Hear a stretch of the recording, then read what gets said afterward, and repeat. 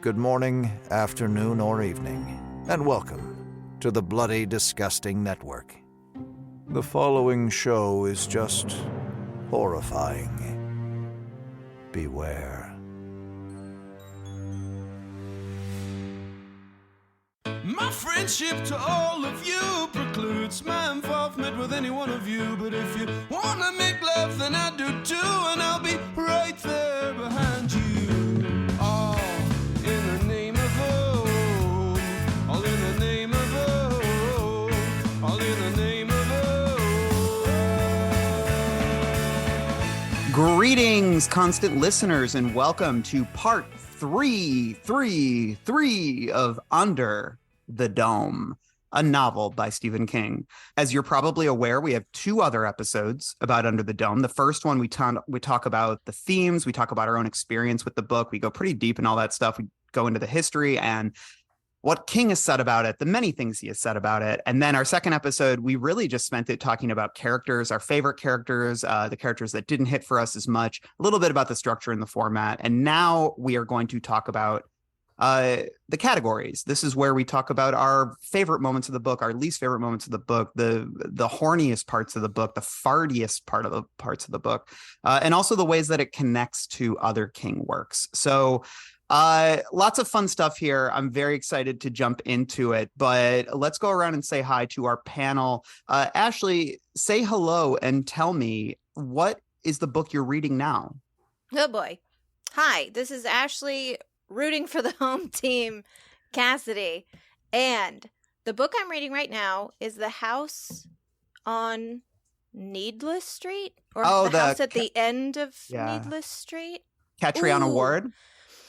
Yes, where some of the POV chapters are written by the house cat. And it's fantastic so far. I'm about halfway through. I love it. Yeah, that's a very popular book. Dan, say hello and tell me, what are you reading? You're kind of a bookworm.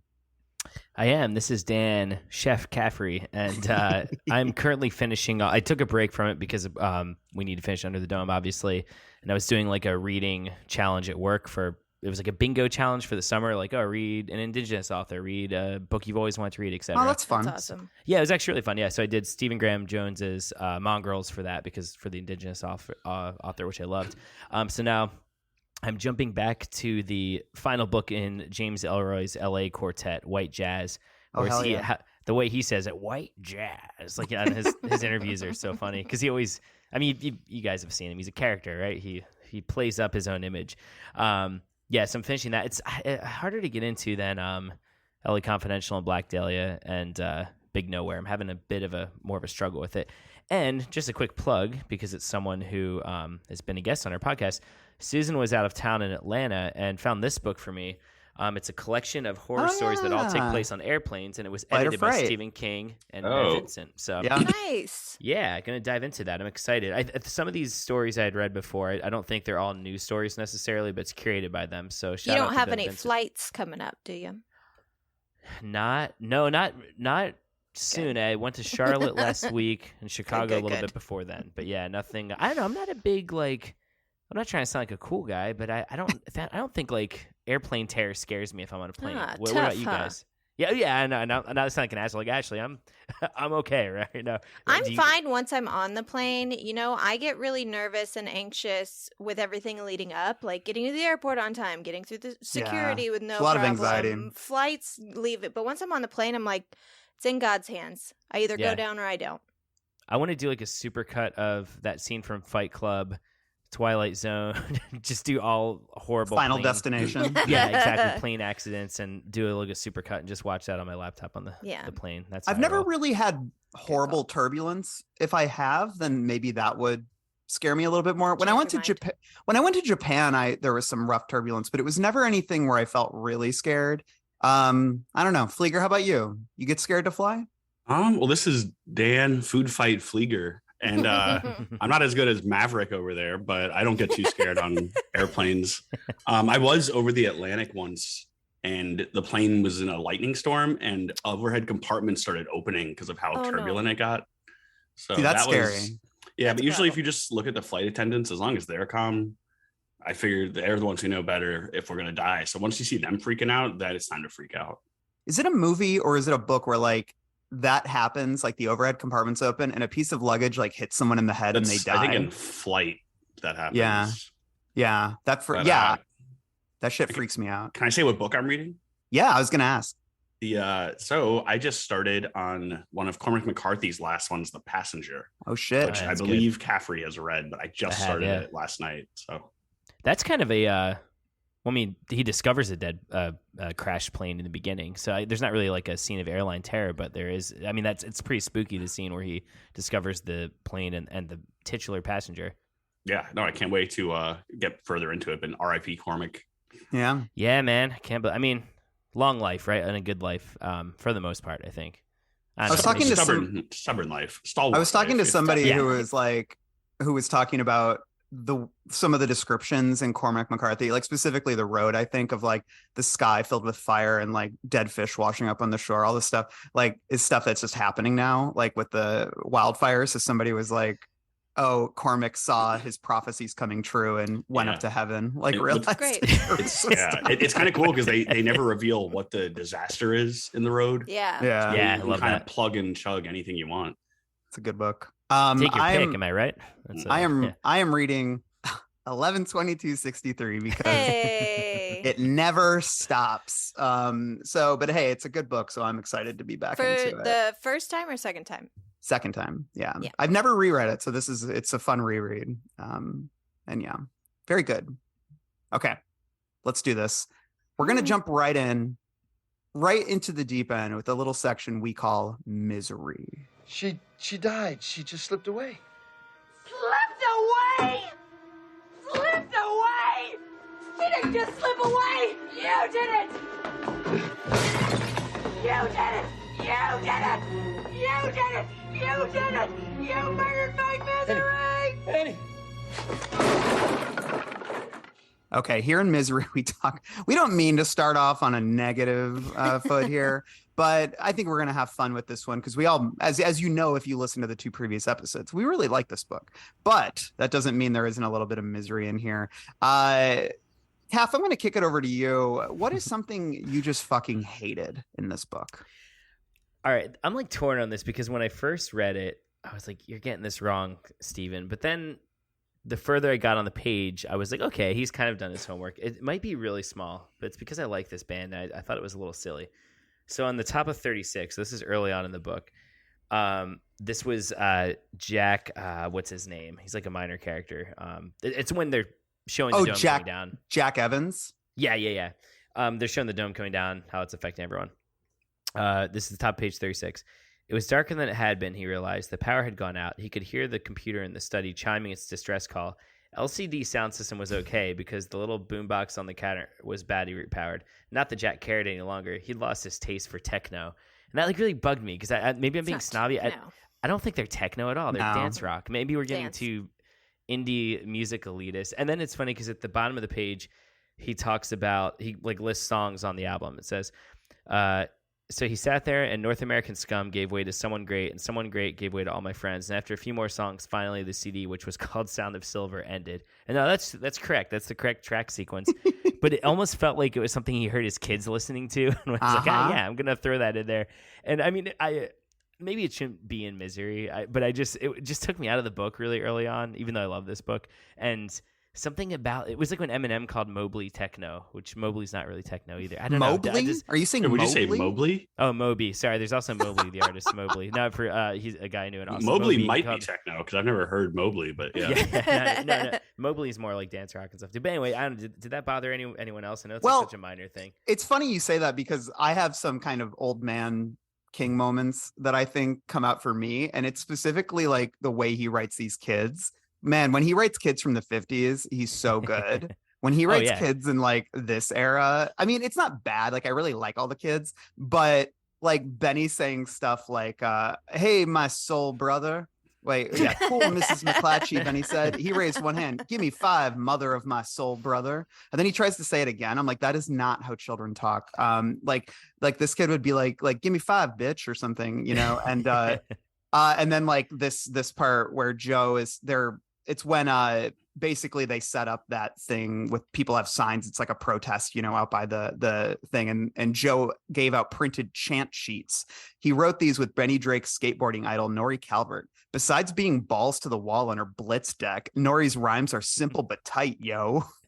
Yeah, it's I'm like, you know come what it sounds on. like? It's like when M. Night Shyamalan has that little rapping kid in The Visit. In The Visit, and just the rappers the kid is listing. I'm not saying you can't listen to a wide array of hip hop artists, but you can tell he was just taking what he's like. Oh, like Tyler the Creator, and then like Notorious B.I.G. I mean, not that you can't like those two artists, but it just doesn't. There's something feels about grab it. They're different music scenes, like.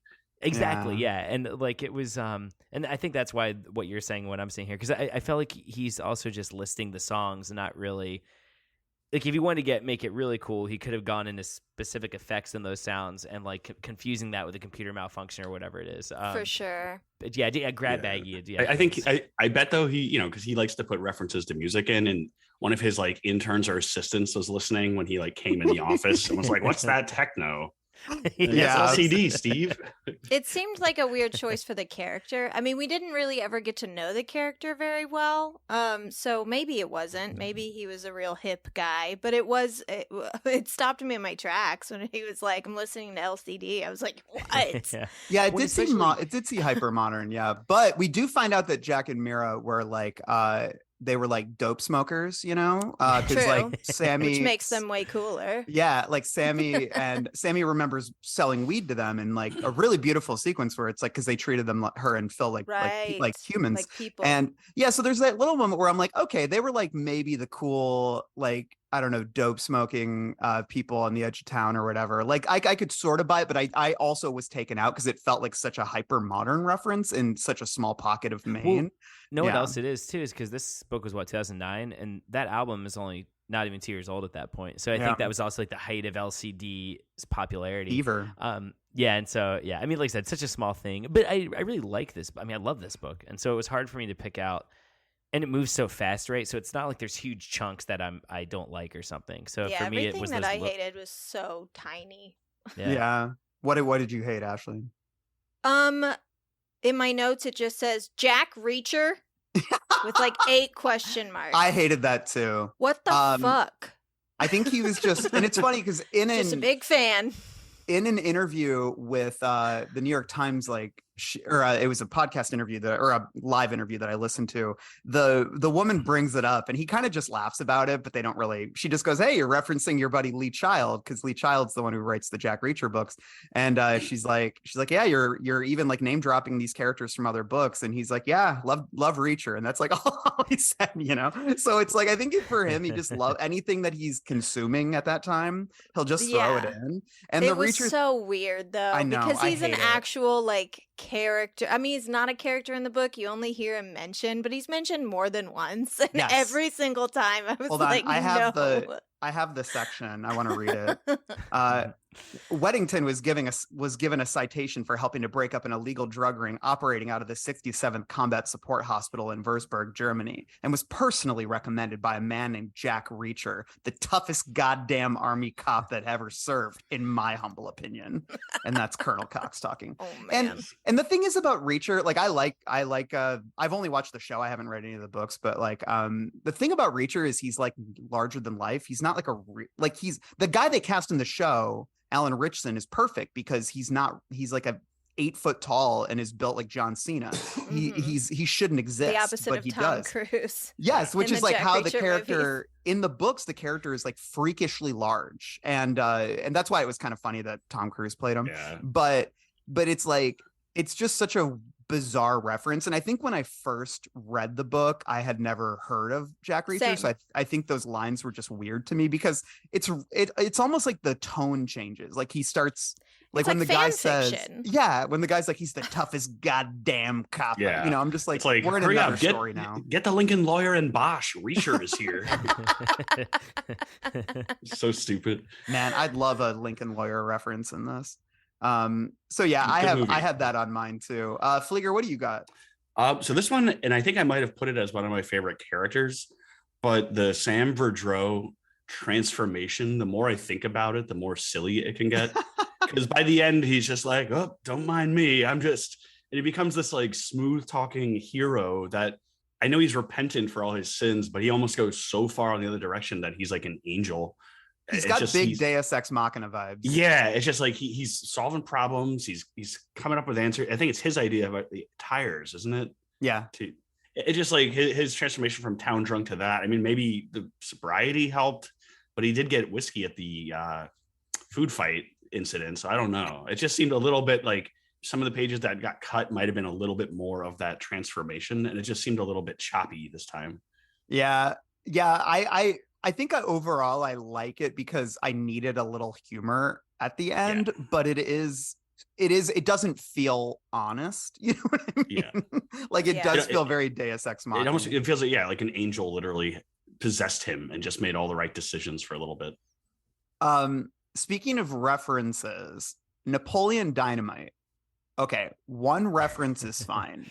2, you're pushing it, Steve. I don't need 2 Napoleon. I know that movie was really big at the time. His grandkids probably loved it. I liked it at the time. And I still do. I stand by it, even though it got memed to death like Borat. But I don't need 2 references. Also, there's a reference to Star Trek, although Barbie calls it Star Trek for some reason. And he says in a very serious conversation with Colonel Cox, he says, "Beam me up, Snotty." And I'm like, no, absolutely not. Did you say Borat? I think I said Borat. Am I saying Borat? Oh, Borat. I guess you're right. So between Mobley and Borat, like what's going on with us? We're all going to start messing things up. I'm nervous to say my next Mobley's character. a musician I know in Austin. I've like done PR stuff for it. I promise that wasn't me thinking. I just confused it. It wasn't. Yeah. It was the album sales are jumping now that you're slipping it in. We have to label if an ad is mid-read. Mobley's great, actually. Mobley's music is Mobley also a tiny little bald man? He's bald, but like shaves his head. No, he's pretty. He's pretty tall. No, he's a very like cool dude. Who like would win imposing in a guy. fight, him or Moby? Oh, Mobley. I mean, I don't know. Mobley's probably a pacifist, though. I'd imagine he's pretty like anti. Well, then he would be easy to beat up. Yeah, but I don't know. Maybe he's not. I don't know. He's definitely like more imposing and taller than Moby. So Okay. and Moby's kind of a creep, isn't he? Moby's like a little creep. He's a bit of yeah, there's like some stories about him and like trying to woo a teenage Natalie Portman that are a little bit. Yeah, Mobley is not like, but look, I'm gonna say, look at Mobley's music. It's excellent. Life in the Occident Supreme, great EP. Jeez. I'm not just saying this because I've written copy for him. His music really is quite good. So, and he'd beat up Moby in a fight. Nobody listens to techno, so it's great. Yeah, right. Like Eminem said, yeah. Nobody listens to techno, so let's go. Yeah. What did you guys think about the reference to the movie The Mist? I hated it. Yeah? Why? Well, you know what? And I love The Mist. I had this for King's Dominion, but I don't know. So it was Joe Scarecrow McClatchy who said it, I think. He mentioned it that maybe it was a science experiment gone wrong, like in that movie, The Mist. I don't know. It just sort of took me out of it. It does for me too. I don't love it when King does the self-referential to himself, which he does relatively often. Yeah. I just think it's a little too cheeky. What do the Dans think? I don't know. I'm so accustomed to it now. It almost just kind of goes in like through my eyeballs in and out, the back of my skull. You know. I mean, the one I always think of is I almost hate it more when he does the he'll reference himself but not by name, and it will just say, "Oh, that fell." He hasn't done it in a while, but he used to all the time be like, "Oh, that fell up on the hill in Maine," or writes all those spooky ooky books, or however they used to say it. Probably is better than that, but yeah, I was indifferent to it. I think because he has so many stories that intertwine in almost like a real world sense. I like to think that The Mist, like that story, could happen in the same universe as Under the Dome. Like maybe if he had brought up like, oh, it's almost like that thing, that random freak accident that happened wherever, however many years, you know, like if he had, if he had referenced it as in like an event that took place that was still shrouded in mystery, that would be one thing. But to then say like it was a movie, then it's like, oh, okay, so this doesn't exist in your the only other thing worlds? Is if he did that, then you would lose some of the ambiguity of the story, because the story, unlike the movie, ends with the ambiguity where it's like, oh, is this happening all over the world? True. So yeah, you that's the wouldn't know. trade-off. In my opinion, we just don't need the Mist reference. But he was a big fan of the film adaptation, which had come out, I think, 2 years before, 2007. And we're all fans of that film adaptation, I think. Love it. Yeah. You know what's funny, though, is that he makes, in Dark Tower, he references The Shining, the film. And we know he's not a big fan of that. So whether he likes it or not, he's not afraid to drop the old reference in the middle of his writing. He had a lot of years to reckon with it by the time he got to the Dark Tower. But okay.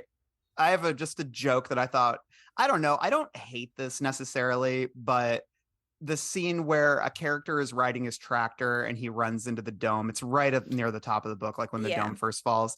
His iPod exploded in the wide front pocket of his bib overalls, but he never felt it. He broke his neck and fractured his skull on the nothing he collided with and died in the dirt shortly thereafter by one tall wheel of his tractor, which was still idling. Nothing, runs like a deer.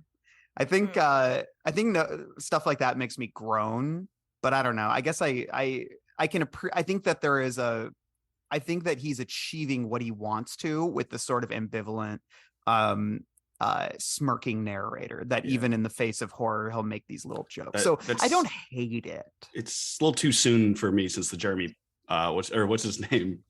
The guy from Hurt Locker. Jeremy Renner. The Jeremy Renner. Yes. I couldn't. Little too soon. I know he almost died or whatever. But do you also think, I don't know, there's such a big to do. Like, he did an interview recently and was thanking all the people who got him through it. And I don't know, I feel like they were talking about someone who survived a war or something, right? I don't know. Am I being cold about that? I felt like there was it was weird.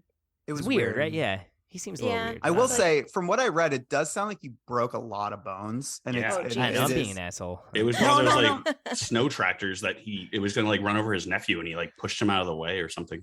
That's the story. I feel like a jerk. That's the story, right? Yeah. No, I'm kidding. Yeah, do we have any witnesses? We all support Jeremy Renner on this. I'm glad he's made a speedy recovery. He's a good actor. I don't know the guy. Who am I to criticize him? Anyway. Okay. What do you guys think about? I'm not sure how I feel about this because I guess it makes sense in the main accent. We touched on it a little bit previous episode, but all the bullies calling him Barbie, I don't kind of like that. It got on my nerves after a while.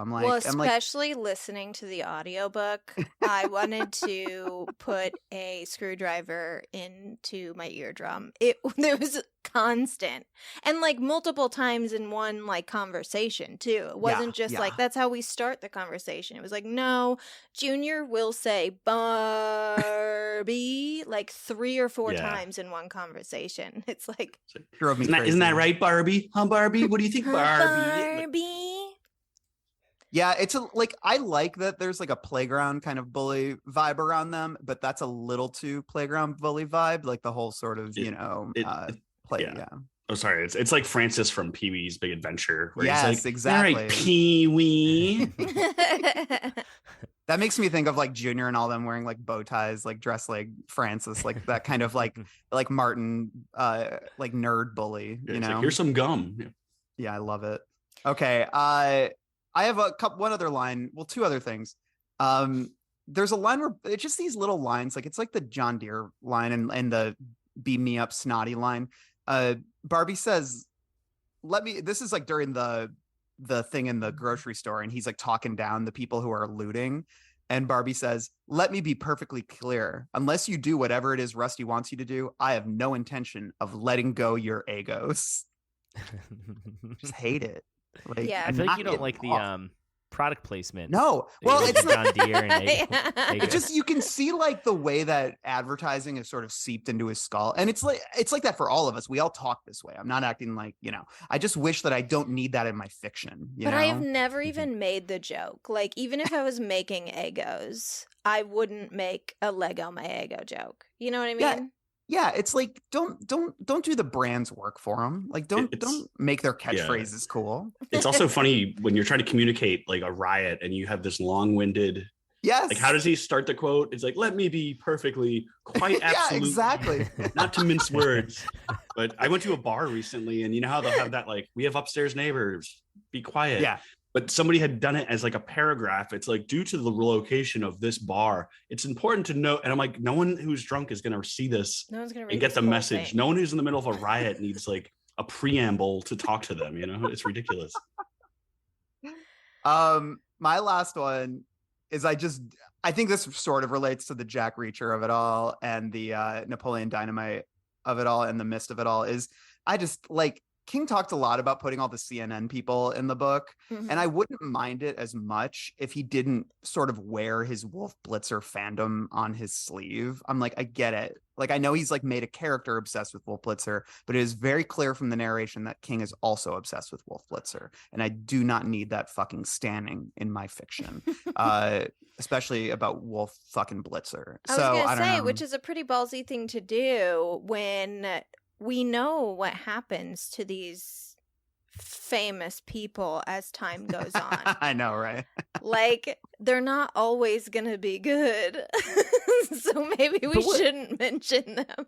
I know. Isn't Wolf Blitzer though supposed to be like kind of a stand-up guy, right? I don't know. I mean, I feel like I he's don't not know. like I a don't Matt know. I don't Lauer really- or I They're don't something. like have any- right of center kind of moderates. It's, I don't know. I don't think that type has aged well, at least amongst Yeah. our demographic. But Yeah, that's true. anyways, let's move on. Oh, wait, do we have any more? yeah. Hit me. I So- got one more. Yeah. Here's the thing. I didn't hate this at all, but there was something I was hoping you guys could make me like more. Okay. I really thought the visions people were having of the future were going to fit into like a larger conversation of faith and a higher power, but in reality, did the visions ever do anything? And were they explained? Like, I think the deepest explanation we got was that it, like, time might work differently for the Leatherheads, so past, present, future's all the same, and it was just an effect of the dome. But like, did it ever go deeper than that? Like, it's just sort of didn't go anywhere, I feel like.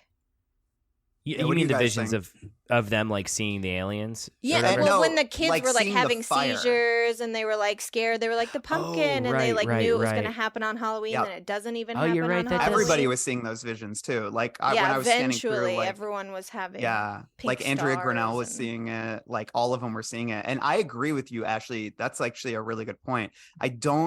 I personally am like that resonates upon finishing the book is more of a literary trick to foreshadow, and I don't understand what it represents within the world, like random visions, like Yeah. yeah I feel Yeah. like we feels could have random. taken the visions out completely and it would have been the same.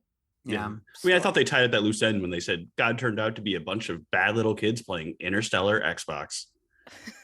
But it's That like, did the explains kid- it. I did know the- it doesn't at all. Yeah. It doesn't resolve No. it. It's just Well, it does make me Yeah. wonder. It's like, did the aliens like put those visions in their head to like make them more scared and laugh about it? I don't know. I mean, it's one of those where it's not even satisfying to think about, like, well, what's the ambiguity? Like, what am I missing? Because I don't see any good reason for it. It Mm-mm. really, to me, just feels like King was trying to promise us that something cataclysmic was on the horizon, you know?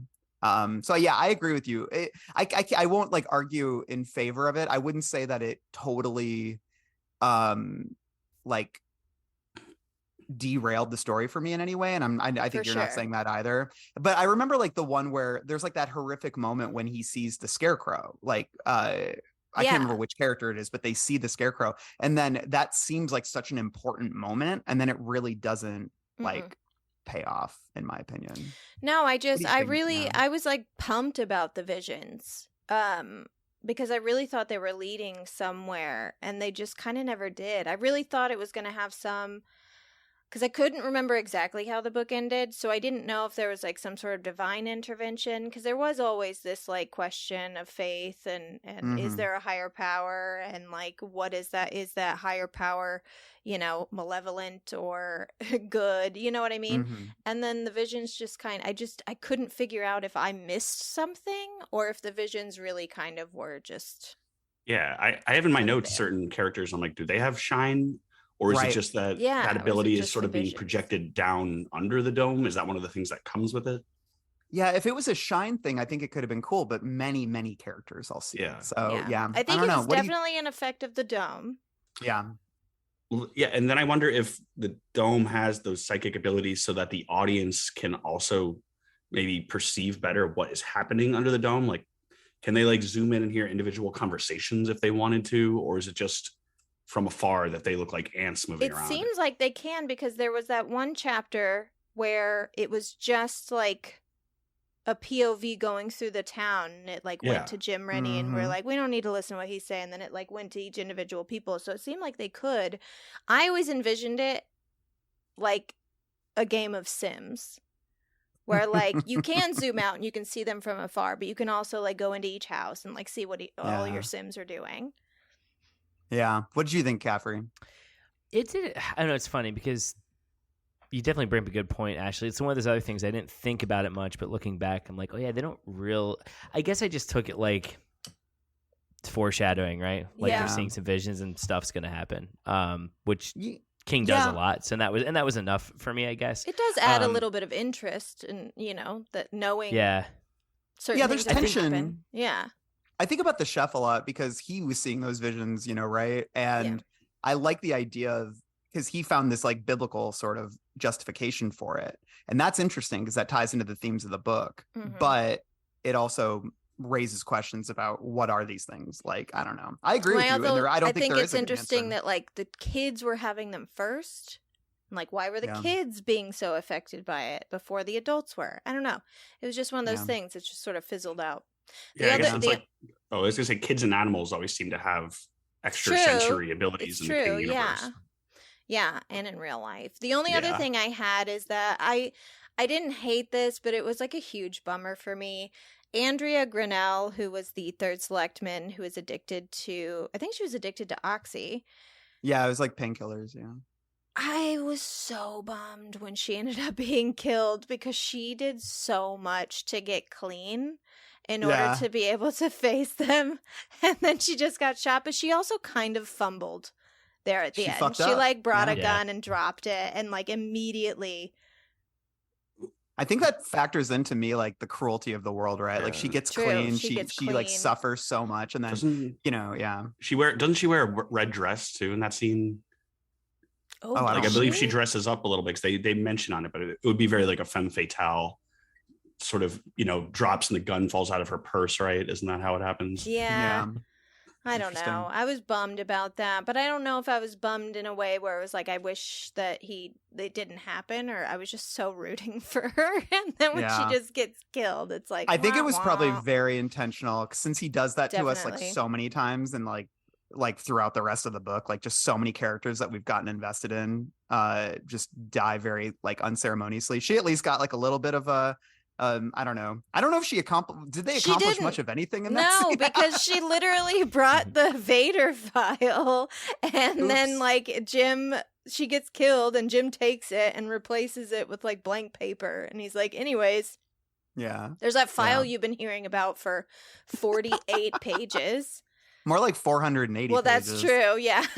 48 total pages of talking about it. 408 pages of the book. What else do you have?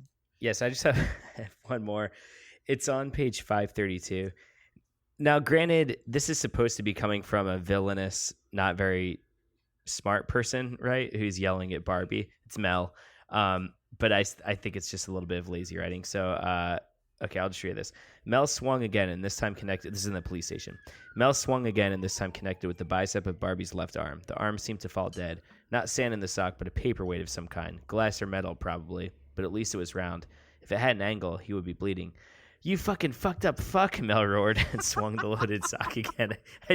Once again, I know Mel is not supposed to be like the most eloquent, articulate character, but just fuck you fucking fuck. It just sounds like the Hitchhiker in Texas Chainsaw Massacre 2. Or I guess not the Hitchhiker, Chop Top. Or like any Rob Zombie movie. Exactly, yeah. You picture like William Forsythe yelling that at the breakfast table. When I was in high school, I found this cool store that sold like sassy shirts, and it was very. It was Gadzooks. No, it was like it was an independent place, so they were even more edgy than Gadzooks and Spencer Gifts. But I remember they had a shirt that just said "fuck you, you fucking fuck," and I Yeah. thought it was so funny at the time because I feel like that was what, late 90s, like early 2000s. Is it from like, And was it so- from Goodfellas or Casino or something? I feel like. Oh, I'm not sure. It just I maybe just not, remember I at the don't time it was so funny, but I feel like, you know, that moment has passed. Yeah, Elizabeth I love those. Salander wears that shirt in the American Girl with the Dragon Tattoo. Oh, nice. I've never seen Yeah. that. You gotta get Fincher. your vintage Bart Simpson of a different country and race, like a Jamaican Bart Simpson t-shirt. Like, have a party, man. Those are. I was telling. Those are the I was telling weirdest you, Randall, shirts. about that a while ago. Yeah. I looked because I've told people about that movement, and some folks like don't believe me, like that happened. But I remember it specifically, and I looked up. Those shirts are expensive as hell now if you can Yeah. find them, because they were Yeah. bootlegs back in the day, and now vintage is all the rage. But yeah, I remember those. Very Deeply clearly. strange. It'd be like anti-Saddam Hussein Bart Simpson. Yes, exactly. Don't do a war, man. Yeah. Okay. Let's move on to our next. Speaking of great writing and design, let's move on to our next section, word processor of the gods. And we're gonna make a new rule. Whenever I'm in here, you hear me typing.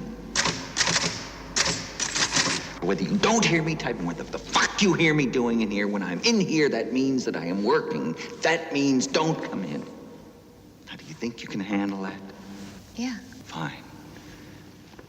Why don't you start right now and get the fuck out of here? Okay, here we talk about the writing we really like, the good stuff. It can be a sentence, it can be a paragraph, whatever we want to do. I'm going to start with one just straight up from the beginning of the book, which is this description of Chester's Mill, which I think does so much very quickly. Chester's Mill didn't look like a boot. It looked like a kid's athletic sock, so filthy it was able to stand up on its own. I love that description. I think it's so evocative and so kind of, It's great. I don't know, in like, I think matches tonally the general vibe of the book, which is a little bit grimy. Ashley, what do you have? I really enjoyed the way he wrote the scenes with the Leatherheads, with the Xbox aliens. They exist in a place where existence is totally different from ours, and there's a language barrier on top of that. There's no time, there's no place, and I feel like that could be really hard to express, but he did a really good job. So when Julia is holding the box and in the playroom, she comes face to face with one of them, and I just wanted to read that little section. Yeah. Something is looking at her, something terrible, but she is terrible to it as well, because she's bigger than she's supposed to be, and she's here. She's not supposed to be here. She's supposed to be in the box, yet she is still harmless. It knows that, even though it is just a kid, very young, barely out of the nursery, in fact. It speaks. You are make-believe. No, I'm real. Please, I'm real. We all are. The leatherhead regards her with its eyeless face. It frowns, the corner of its mouth turned down, although it has no mouth, and Julia realizes how lucky she is to have found one of them alone. There are usually more, but they have gone home to dinner, gone home to lunch, gone to bed, gone to school, gone on vacation. Doesn't matter, they're gone. Gone somewhere. If they were here together, they would drive her back. And this one could drive her back, but she is curious. She? Yes, this one is female, like her. Please let us go. Please let us live our little lives. No answer. No answer. Then, you aren't real. You are... What? What does she say? You are toys from the toy shop? No, but it's something like that. Julia has a flicker memory of the ant farm her brother had when they were kids. The recollection comes and goes in less than a second. Ant farm isn't right either, but like toys from a toy shop, it's close. So yeah, I just think it was a brilliant way to interpret nonverbal communication between these creatures with an extraterrestrial or ultra-dimensional being, and then also having those inserts of like what she was getting in her mind and then like working out what she thought it was saying. It was just really great. He did a really good job with that. Yeah. I want to read, because I love that you brought that up, because I had some of the initial descriptions of the aliens as well. Yeah. I think they're really eerie. And I'm going to read these super quick. Then in that darkness, faces arose. only they weren't human faces. And later he would not be sure that they were faces at all. They were geometric solids that seemed to be padded in leather. The only parts of them that looked even vaguely human were diamond shapes on the sides. They could have been ears. The heads, if they were heads, turned to each other, either in discussion or something that could have been mistaken for it. He thought he heard laughter. He thought he sensed excitement. He pictured children in the play yard at East Street Grammar, his girls perhaps, and their friend Deanna Carver, exchanging snacks and secrets at recess. And then later, when Barbie sees it, he describes it thusly: their faces, if they were faces, were all angles, but the angles were padded and seemed to change from moment to moment, as if the underlying reality had no fixed form. He couldn't tell how many of them there were or where they were. At first, he thought there were 4, then 8, then only 2. They inspired a deep sense of loathing in him, perhaps because they were so alien he could not really perceive them at all. The part of his brain tasked with interpreting sensory input could not decode the messages his eyes were sending. I just think that's super creepy, and So creepy.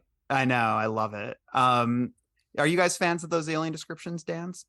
Oh yeah, I actually really like it. I feel like the Leatherheads are the thing that get dinged with the book. I feel like, don't you think? I feel like universally people don't dig the Leatherheads, but I actually get reminded of that short story N a little bit. They're not quite as scary as N, but just this idea of something being so complex that we can't quite interpret Can't comprehend it.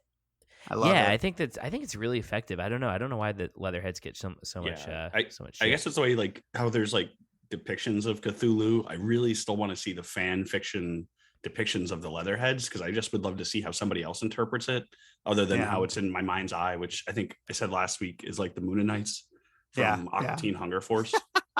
I love that. I looked up how they appear on the TV show, and they're not horrible, but not quite like I would imagine. You know, we almost see too much of them, I think. Yeah. Yeah, Well, that's super interesting. It would be hard to design something that you can't quite get a hold of, like, in general. You know what I mean? It would have to almost be like constantly changing in front of your face. But I just love that he, you know, designing a creature, designing an alien, there's something about us as people, as human beings, that want 2 eyes and a nose and a mouth no matter what. Yeah. Or like some hint of a nose and a mouth, you know what I mean? So when it has like kind of nothing, it was really creepy. I loved him. Yeah. It reminds me too, because Barbie also describes them as they have high faces, is how he describes it, which of course reminds me of low men in yellow coats, like the idea of describing something as high and low. It's I don't know, that contrast to me, it's one of King's gifts, I think, that he can use such vague description and it helps, you know what I mean? Like it does help shape whatever the image is in our heads. Well, speaking what were you of, going to say, Flieger? Well, vague descriptions.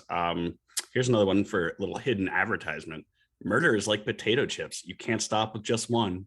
I had to put that one in there. It's so embedded in his psyche. But in terms of it being like grimy, I did like this description when they said, she can't help it. He said, she's got the soul of a poet and the emotional makeup of a junkyard dog. Love it. Love that. I love, speaking of dirty and grimy, I love the details about the dome getting dirty. I think that's something especially that King wanted to explore more in the longer version of the book that he initially envisioned, the one that spread out over a year. And I think that's hinted at early in the book, page 251. I love this description. The declining sun wasn't a ball. It was a huge red bow tie shape with a burning circular center. The western sky was smeared as if with a thin film of blood that shaded to orange as it climbed. The horizon was almost invisible through that blurry glare. Good Christ, it's like trying to look through a dirty windshield when you're driving into the sun, she said. And of course that was it. Only the dome was the windshield. It had begun to collect dust and pollen, pollutants as well, and it would get worse. We'll have to wash it, he thought, and visualized lines of volunteers with buckets and rags. Absurd. How are they going to wash it 40 feet up, or 140, or 1,000? I think that question was very intriguing to King. He didn't really have to explore it with the way the book unfolded, but I can tell that you can sort of just see him laying that question out, as if that's one that he was looking forward to answering when he got there. But yeah, he didn't have to eventually. But I just think that's a cool detail. The descriptions of what the dome would look like after, say, the airplanes would crash into it, and how Mhm. you could just see it was like nothing, nothing, nothing, and then like a black smudge from where the explosion was. Yeah, it was really creepy. And then when like the pollen also started to collect on it, Mm-hmm. so cool. Yeah, and then Banksy started spray painting. And Banksy did his on the work on the outside. north end. Yeah. It might be a Banksy. Taff, what do you got? So I didn't write it down because it's a super long section, but the whole Rory ATV bit where you could put that in the cemetery maybe even, but maybe this sounds really twisted. Did you guys find that section kind of funny in a way too? Like his death is really sad, obviously, but his daydreaming of his scheme to like ride up on this 4-wheeler and shoot the dome. Like, I don't know, it kind of cracked me up just like imagining a little kid doing that. Yeah. I mean, it's just so ill-advised, you know? And yeah. It's like that It's scene in Cabin in the Woods where Chris Hemsworth, no spoilers, Yes. but where Chris Hemsworth goes to jump the canyon. Because you know what's going to happen. It's only on it's only in the first couple chapters. So yeah, he's not getting out. It's almost like a much more, like a much darker version than when you see a little kid pedaling by and they're just kind of being a little shit. Not like they're being mean, but they're just like so into what they're doing and then they fall. Yeah. It's kind of funny. I mean, which is always funny, so long as the kid isn't hurt. Yeah. There was one time where I was, walking on the sidewalks here, and a lot of kids ride their bikes on the sidewalk because, it's New York and it's not the safest to always ride it in the street. But it can get kind of annoying sometimes because you're like, well, I am on the sidewalk. And so this little kid, he must have just been learning how to ride his bike, rode past me, and he almost ran me over. And his mom was like, and he was like, ha ha, not like laughing out of spite toward me, just he was having a good time, right? And his mom was like, remember what we say excuse me. And he was like, yeah, excuse me. And excuse me. Then he just biffed it onto the sidewalk, and he was fine, but it was kind of funny. And I was in my head, I'm like, yeah, that's what you get, you little kid. Old man Caffrey. Just No, I don't mean it like he wasn't really hurt. I'm not. But Rory's thing, it's kind of just like, no, kid, what are you doing? What are you doing? It's such a horrible idea. And he has this sad little daydream about it. I just About think being it works a hero. Yeah, like it works on so many levels for me. And then the level of violence feels straight out of South Park or something, which once again, I maintain, I think this is King's funniest novel. And I think there's a little bit of a tinge of dark comedy to what happens to Rory. Absolutely. I would agree with that. Okay, I want to do the intro of Chef, even though I talked about him a lot in the last episode. I just love this intro. This is inside the radio station. Inside were more blinking lights, a galaxy of them. The room was little more than a cubby choked with wires, splitters, routers, and electronic boxes. You would have said there was no room for a man, but the chef was beyond skinny. He was emaciated. His eyes were only glitter sunk deep in his skull. His skin was pale and blotchy. His lips folded loosely inward over gums that had lost most of their teeth. His shirt and pants were filthy, and his hips were naked wings. Chef's underwear days were now just a memory. It is doubtful that Sammy Bushy would have recognized her missing husband. He had a peanut butter and jelly sandwich in one hand. He could only eat soft things now, and a Glock 9 in the other. It's such a good intro. So gross. I love it. Sorry, I know I just went because my second one is a chef passage. Do you mind? Do it. Go ahead. Right. This is, I think it's such a funny jump cut. This is right when Andy first meets Chef, and it goes right to the first selectman of Chester's Mill took to meth like a frog to flies. There was a ratty old couch behind the ranked cookers, and here Andy and Chef Bushy sat under a picture of Christ on a motorcycle. Title here, unseen road buddy, passing a pipe back and forth. While burning, meth smells like 3-day-old piss in an uncovered thunder jug. But after the first tentative puff, Andy felt positive that the chef was right. Selling it might be Satan's work, but the stuff itself had to be God's. The world jumped into an exquisite, delicately trembling focus he had never seen before. His heart rate spiked. The blood vessels in his neck swelled to throbbing cables. His gums tingled, and his balls crawled in the most delightfully adolescent way. It felt like something out of the Three Stooges, just like cut like the frame flips around and all of a sudden they're doing, or like no, yeah. It's like Billy Madison, where they go, someone stole all the bag of lunches, and the teacher's like, who would steal 30 bag of lunches? It just cuts to Chris Norm Farley and Norm Chris Macdonald, the Farley, other guy, yeah. just like eating it. And it was that level of comedy for me. And then I also do think it's a very funny yet kind of horrifying description of what meth might do to a person. So yeah, that was my other one. Anyway, I'll let you guys It's go. a great ad for meth. I stand by it. Yeah, exactly. I'm going Like, to start now. the descriptions were like, oh, don't mind if be I fun. do. I mean, listen, I'll if just do I it was once. stuck in a dome, maybe. Like, if it was like, you're not going to survive, I'd be like, well, yeah, pass the meth. Yeah, no, totally. Jeez. I just something about like someone taking him meth like a frog to flies is really funny. So like just instantaneous. I mean, I've never As done it. if I'm anyone assuming- took meth and was like, not for me. Like, Yeah. most No, people right? I who think it's- take meth, they're like, pretty into This it. is great. It's pretty instantaneous from what I hear. Yeah. So. Yeah. Yeah. Blake, what do you got? One that I think helps sum up Big Jim's personality that I thought was funny is when they get the facts from the president, he looks at the Obama letterhead, and Big Jim remarks in his mind, he used all three of his names, including the terrorist one in the middle. Yeah. God, that was so pretty funny. prevalent at that time too. Yeah. Yeah, seriously. And then one yeah, go ahead. more that I have. Let me pull it up. I like just like the description of, I mean, they really got it across, I guess, but she's like a cat with a burning tail, an ant under a microscope, a fly about to lose its wings to the curious plucking fingers of a third grader on a rainy day, a game for bored children with no bodies and the whole universe at their feet. As if to belabor, I guess, the point of them being ants under a microscope, but I like all the different Yeah. descriptions of Oh, man, they're all great, torturing yeah. animals and what sick Yeah. people these little kids are. Yeah. Well, and And I then, wonder yeah. if King had grown up at a different time, if there would have been more Sims references. Because, like I said, like yeah, back in his day, burning ants with a what is it called? Magnifying glass. Yeah, not Yeah, microscope, yeah. I almost said microscope. A magnifying glass was something I never did that. Like I didn't even Yeah. own a magnifying We could take glass.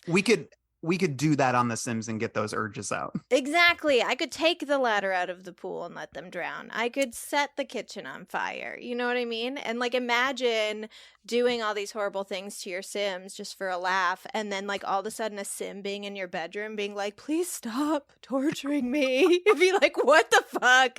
I will unplug my computer.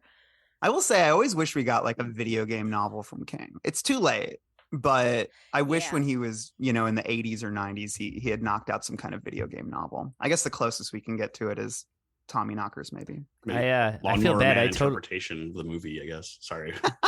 Oh, no, I totally did do the magnifying glass ants thing as a kid. I feel really bad about it. I feel like I killed I think I bugs did it. pretty I think I did it indiscriminately. once or twice. Yeah.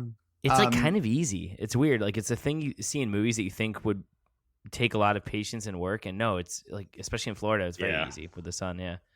I just want to shout out this comparison that he makes. Like this sentence is so bizarre, and I feel like I'd only see it in King. This on page 474. Listen to Georgia Rue howl through her hanging mouth, her cries weirdly like the sound the wind makes, slipping across the wax string of a tin can moose blower. I just love that. Like, what a pull, Yeah.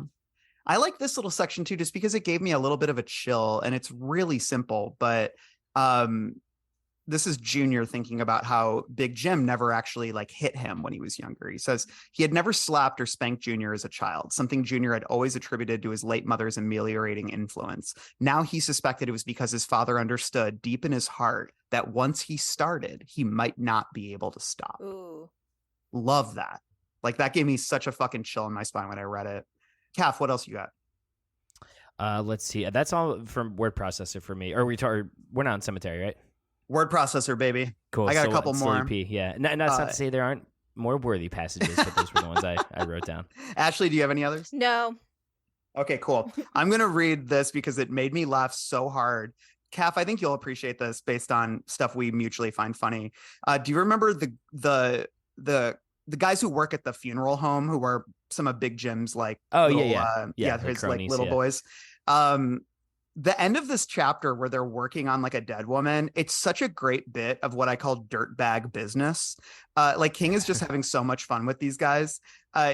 like there's this elderly woman who they're, basically embalming, and they're eating Ritz crackers as they're doing it. And one of the characters yanks open the elderly widow's mouth and slams the remaining Ritz bits inside. There you go, bitch. It's fucking snack time. It's so unnecessary. Nasty. I love it. And then at the end of the chapter, he snatched the spray hose from the sink, stuck it between Arletta Coombs's dentures, and triggered it. It was a high-pressure hose, and the corpse jumped on the table. Wash them crackers down, Grandma, he snarled. Wouldn't want you to choke. Stop, Fern cried. It'll squirt out the hole in her. Too late. And that's the end of the chapter. So gross. So it's like gross. a little bit of just disgusting business that didn't need to be there, but I'm so glad it was. I love it. And then what else do I have? Oh, just a couple more here. I love this description of Joe. It's way late in the book, 962, but it's when Joe for the first time sees on camera all the people gathered up against the outside of the dome. Oh. And he describes it. It's like watching a large group of open air worshipers rising from prayer. The ones at the front are being jostled against the dome by the ones behind. Big Jim sees, it's Big Jim. Big Jim sees flattened noses, cheeks, and lips as if the townspeople are being pressed against a glass wall. He feels a moment of vertigo and realizes why. This is the first time he's seeing from the outside. For the first time, the enormity of it and the reality of it strike home. For the first time, he is truly frightened. And I just thought that was such a really fascinating and disquieting description of what this experience must be like. This is like where the narrator sort of takes over. It's one of those, we talked about the kind of wandering narration of the narrator at times. This is another moment late in the book, around 985. Look now, look and see. 800 people are crammed against the dome, their heads tilted up and their eyes wide, watching as their inevitable end rushes towards them. Here are Johnny and Carrie Carver and Bruce Yardley, who worked at Food City. Here's Tabby Morrell, who owns a lumber yard soon to be reduced to swirling ash, and his wife, Bonnie. Toby Manning, who clerked at the department store. Trina Cole and Donnie Baribeau. Wendy Gladstone and her friend and fellow teacher, Ellen Vandestein. Bill Allnut, who couldn't go get on the bus, and his wife, Sarah, who is screaming for Jesus to save her as she watches the oncoming fire. Here are Todd Wendelstadt and Manuel Ortega with their faces raised dumbly to the west, where the world is disappearing in smoke. Tommy and Willow Anderson, who will never book another band from Boston into their roadhouse. See them all, a whole town with its back to an invisible wall. I love when King does that. When he goes, I know you already have a gazillion characters. Let me emphasize the enormity of it. Let me give all these people who are about to die enough of a distinction so that you can care about them a little bit and understand that each one is an individual. They're all which is really experiencing this just because we don't know their day to day. They're all stuck. Yep. All the ants are individuals. They all have lives. And that to me was really powerful and just super interesting. All right. Shall we move on to a little place called the cemetery? Yes. What's the bottom of the truth? Well, sometimes that is better. The person you put up there ain't the person that comes back. It may look like that person, but it ain't that person. Because whatever lives in the ground beyond that cemetery ain't human at all. Here in the cemetery, where the gates creak in the wind, we talk about the scariest moments in the book. Although I've realized when I'm not scared as much, I tend to put a lot of disgusting stuff in the cemetery because I love it and King does it so well. Flieger, why don't you kick us off? What do you have here in the cemetery? I thought the sequence where the cops attack that woman, I can't think of her name again off the top of my head. You mean Sammy? Bushy? Yes, Sammy yes. Bushy, yeah. But when they were talking about that's her horrific. recovery and how her panties are soaking purple from the blood, and they threaten to sodomize her next time they come back, and it's just that whole sequence is really it was very hard to read. Yeah, it's one of those that made me sick to my stomach. I always remember when Chuck Palahniuk's Haunted came out. Oh, yeah. And everybody was like, Oh, try guts. reading this without throwing up, and people always say that. And I'm like, yeah, right. So I read it. And then I remember reading it in the train station. I had to put it down because I was in pain. My stomach was eating itself because it was so disgusting. Yeah. No, it's what's funny about that story is Flieger actually sent it to me, but as an audio, because there was a recording of Chuck Palahniuk reading it for a crowd, I think, before it was published. So I remember you sent me that, and I don't know why I did this, but it was in college, so I was sleeping in on the weekend, and I put it on and like went back to bed, like laid there, listened to it, and I was like, I think I was like really tired and also had to kind of pee really bad, which is a horrible story to listen to if you have to pee really bad. And the same thing, I remember the part about like the candle wax fusing into his, oh God, I can't. Ugh. Yeah, it's nasty. Sorry man. about that subconscious relaxation. No. Yeah. But the Sammy Bushy thing was like not as visceral, but very visceral. You know, like where I actually felt like physical. I had a physical reaction to it, which is very cool when that can happen. But and that also... just on those lines too, the Junior beating the woman to death in the beginning as well. Just that description of hearing the crunch of her face. And then as she's seizing, she's hitting her head and he starts grabbing in the rhythm and smashing it. And that's like, I mean, it's very easy in that position to like crack someone's skull open. And like, it obviously wasn't that hard for him to do. I have that passage here because I also had Junior's initial attack on Angie, which was like chapter 3. It was like right off the bat. Which right up was top. A shocker. He said, holding her around the waist with one hand and by the wet snaggles of her hair with the other, Junior whirled her and threw her against the cold spot. She struck it with a bang, and that knocked off most of the fridge magnets. Her face was dazed and paper pale. Now she was bleeding from her nose as well as her lower lip. The blood was brilliant against her white skin. He saw her eyes shift towards the butcher block filled with the knives on the counter, and when she tried to rise, he brought his knee into the center of her face hard. Oof. There was a muffled crunching sound as if someone had dropped a big piece of china, a platter maybe, in the other room. And like you said, what's worse is she's not even dead yet. She starts to convulse, and King writes, her fingers trembled as if she was preparing to play something complex on the piano. Then her legs began to crash up and down, and her arms followed suit. Now Angie looked like she was trying to swim away from him, but she was having a goddamn seizure. And yeah, he decides to choke her, and it takes minutes to do so. And he talks about like how he didn't know how long it would take to choke somebody. And then as she dies, she shits herself. And that's within the first 3 chapters of the book. Like it is like, it really comes in hot. And similarly, I think what he does to sort of counterbalance, because the Angie death is so brutal and we're so immersed in it, the Dodie death almost unnerved me in a very different way. Did unnerve me in a very different way because he kind of does a more abstract moment with that. So she comes into Angie's place. And it's really quick and short, but I'll read it here. Fumbling her way up the hall, hand throbbing, head throbbing, she could have looked for her father. Mrs. Shumway had offered to take her, starting at Bowie Funeral Home, but her blood ran cold at the thought of that place. Besides, it was Angie that she wanted. Angie who would hug her tight with no interest in the you-know. Angie who was her best friend. A shadow came out of the kitchen and moved swiftly towards her. There you are, thank God. She began to sob harder and hurried toward the figure with her arms outstretched. Oh, it's awful. I'm being punished for being a bad girl. I know I am. The dark figure stretched out its own arms, but they did not enfold Dodie in a hug. Instead, the hands at the end of those arms closed around her throat. And that's the end of it. And I think that's so unnerving. And like, especially because she's going there for comfort, you know, and this dark figure kind of envelops her in the darkness. It's just very unnerving. Yeah, I don't even know if she knows who killed her in the end. Exactly. Yeah. Kath, what do you got? Yeah, I mean, I just wrote down anything involving Junior and his girlfriends. But I also have and I will say it's not, for being such a violent and disgusting book, it wasn't like I was scared all the time. Right. I mean, the book just goes hard in general, right? Almost like an exploitation movie or something. But this is when Big Jim Rennie is confronting Brenda Perkins. Here, let's see where I want to start. I'll just start here. It's a short. Your other mistake was thinking you'd be safe outside on the street, an empty street. His voice was almost kind, and when he touched her arm, she turned back to look at him. He seized her face and twisted. Brenda Perkins heard a bitter crack, like the breaking of a branch overloaded with ice, and followed the sound into a great darkness, trying to call her husband's name as she went.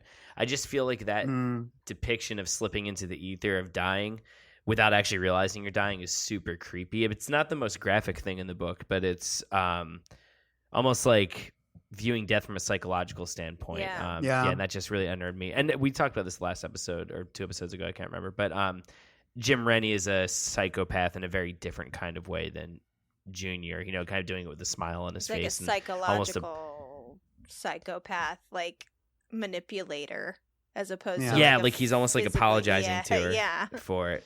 Yeah, super freaky stuff though. Speaking of, I can't remember exactly what that transition was. I was going to say like gruesome or something. Anyways, 473, it's jaw time, baby. You knew we were going to be talking about the jaw. Yeah. It's good. Georgia Rue. Okay. The 20-ounce chunk of quartz shot granite strikes Georgia Rue dead in the mouth, shattering her jaw in 5 places and all but 4 of her teeth. She goes reeling back against the plate glass window, her jaw sagging grotesquely almost to her chest, her yawning mouth pouring blood.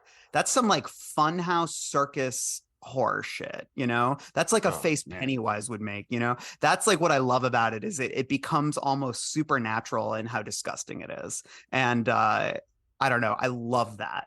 And then I want to bounce off of that to when Sammy kills her and Frankie, because I love Frankie's death because it's so disgusting and pathetic. Frankie still didn't have his gun out. In his fear and confusion, he was tugging at the holster instead of the weapon and succeeding at nothing but yanking his belt up on the right side. Sammy took 2 steps toward him, grasped the pistol in both hands like she'd seen people do on TV, and fired again. The left side of Frankie's head came off. A flap of scalp struck the wall and stuck there. He clapped his hand to the wound. Blood sprayed through his fingers. Then his fingers were gone, sinking into the oozing sponge where his skull had been. No more, he cried. His eyes were huge and swimming with tears. No more, don't hurt me. And then, mommy.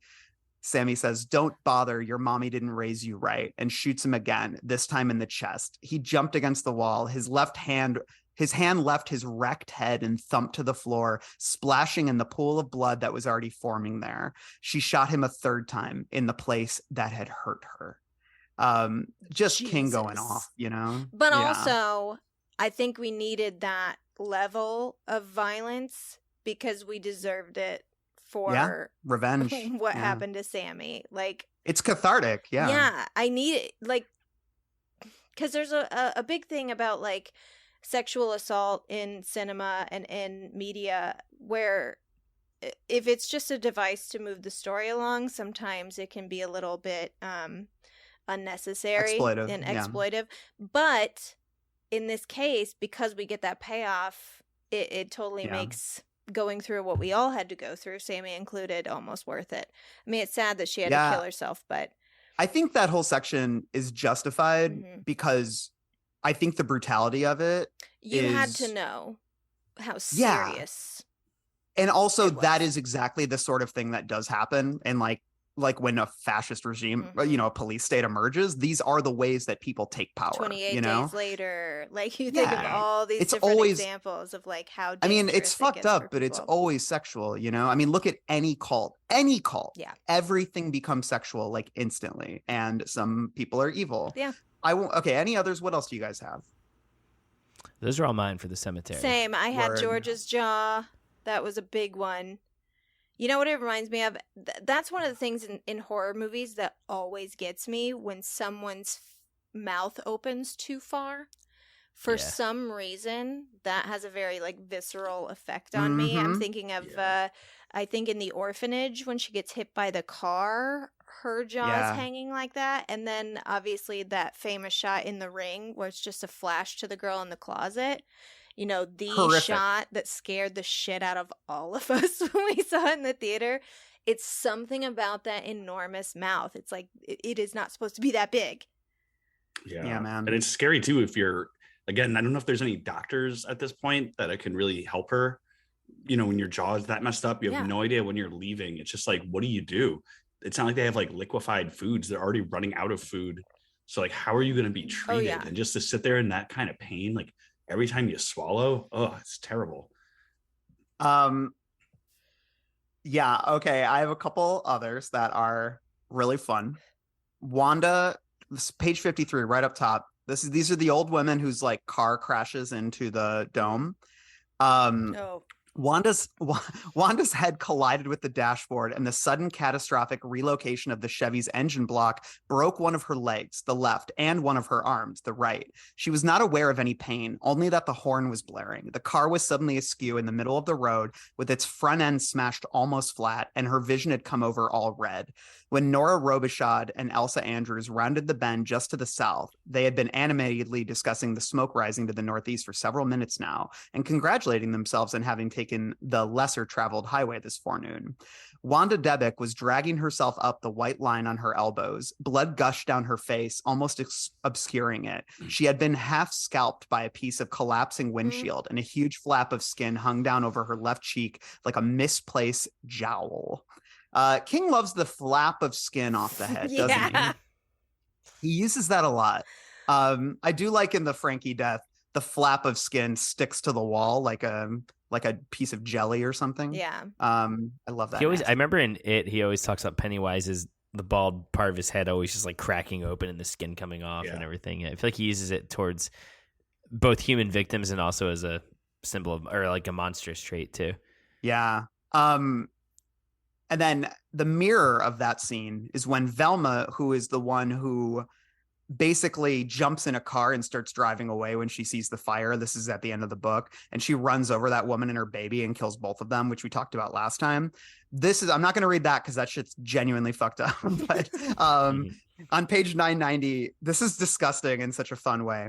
The engine of Velma's light truck shoots backward and tears her in half. Her upper body exits through the windshield, trailing intestines like party streamers, and splatters against the dome like a juicy bug. Like a juicy bug. It's nasty. It's so funny too nasty. because it's funny too because we talked about this in the first episode. In that New York Times interview that King does, the author or like Janet Maslin is like, this book's not as grotesque and gory as your other books. And he's like, yes, it is. Yes, it is. It absolutely is. I know when you read that in the first episode, all three of us were like, no. It's so funny. No. I think she probably just scanned it and just didn't even process it. It might have been because I remember when you were initially talking about when the explosion happens. I had to go back and read it because I kind of felt like there wasn't much description at all. It was just like explosion, and then he lists like how many people are still alive, which was like 30 out of a couple thousand. And then I went back and reread it, and I was like, yeah, I just totally skimmed over all of this mayhem and gore and horrific shit, and I don't know why I like blacked out. The mayhem is so ridiculously violent, and I think it does almost numb you a little bit. Mm-hmm. Like I can see scanning it, and especially if you were listening to it, I can hear like zoning out during that because I know you listen to the audiobook. So it's so much fun, but also extremely distressing. Totally. Which I think that's true for a lot of King books. It's fun until it isn't. You know what I mean? Sometimes it is just fun, but this is one of the, I think, best examples of when he is having a ball describing this stuff, but then he twists the knife in a way where it's like, oh, this isn't fun anymore. Mm-hmm. And I think that's like him killing that baby in that scene. Last thing I want to read, I just want to talk a little bit about Junior I think we'll do a little circle back to where we started. I just think describing Junior in the pantry with the two dead girls, some of the stuff is just so nasty. He propped up Angie on his right and Dodie on his left. Menagerie trios, as they said in the Penthouse forum. His girls hadn't looked too good with the flashlight on, their swollen faces and bulging eyes only partially obscured by their hanging hair. But once he turned it off, hey, they could have been a couple of live chicks, except for the smell. That was a mixture of old shit and decay just starting to happen. But it wasn't too bad because there were other more pleasant smells in here. Coffee, chocolate, molasses, dried fruit, and maybe brown sugar. Also a faint aroma of perfume. Dodie's? Angie's? He didn't know. What he knew was that his headache was better again, and that disturbing white spot had gone away. He slid his hand down and cupped Angie's breast. It's so deranged. Yeah. And I love that about it. Like you can sort of, I think this is early in the book, so I think these are the signs that something is majorly wrong. Like obviously he's crazy, but I think just the general light tone of it. him talking about the pleasant smells, you know? I think that's where you can see that there's something really fucked up going on here. Way to show that someone is like beyond repair fucked up, like in horror movies where someone is doing something horrific, torturing, or there's rotting flesh, and then they're like maybe eating, like it's not a big deal, you know what I mean? Exactly. And immediately you know that's a crazy person. Because there's no possible way that there's a reason that alarm bells go off in our heads when we smell death and decay. Like it means danger and go away. So if you're able to like withstand it or like not totally freak out when you're enveloped with that smell, there's a problem. Last one, and this is related to, is when Junior has that vision near the end of the book, like when he's really messed up, page 826. And this phrase fucked me up. Now Angie McCain and Dodie Sanders went prancing across the parking lot wearing cheerleader skirts and sweaters with big Mills Wildcats W's on their chests. They saw him looking and began to gyrate their hips and lift their skirts. Their faces slopped and jiggled with decay. Ugh. That phrase, I know, it like slopped and jiggled. Just kills me. And he also in that vision like just sees two people 69ing like on the grass. And that stuff to me, when King does that, he does it a lot where like madness or horror will manifest in these like just perverted visions that become overwhelming because he's seeing so many perverted things. Because then Angie and Dodie start like saying, you know, they start chanting about having sex and stuff like that. It's like when the id becomes unleashed or whatever, or the brain just really starts spiraling out. It's just sex begins to like overwhelm all the senses, you know? And I feel like we see it in The Shining when he's going through the halls and going nuts and seeing all the old gangster orgies and everything. And he doesn't even go.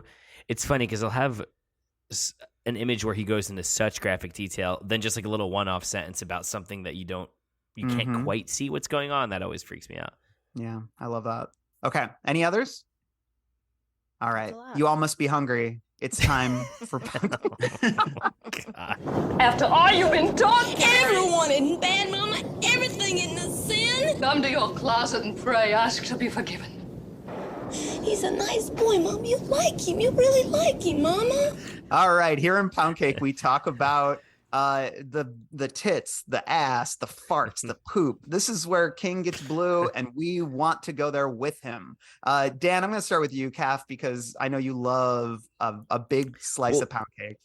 I was going to say, too, I won't do all of them. A lot of it's the Thurston and Carolyn section, but I won't read all of it because I'm sure some of you have it. And I think I've read it like 2 or 3 times on other episodes, like on like Best of Pound Cakes, because it's always so funny to me. So I'll just start on page 299. This is when we first meet Thurston and Carolyn in the cabin. But there's plenty more where this came from, so I'll just read the one. Okay.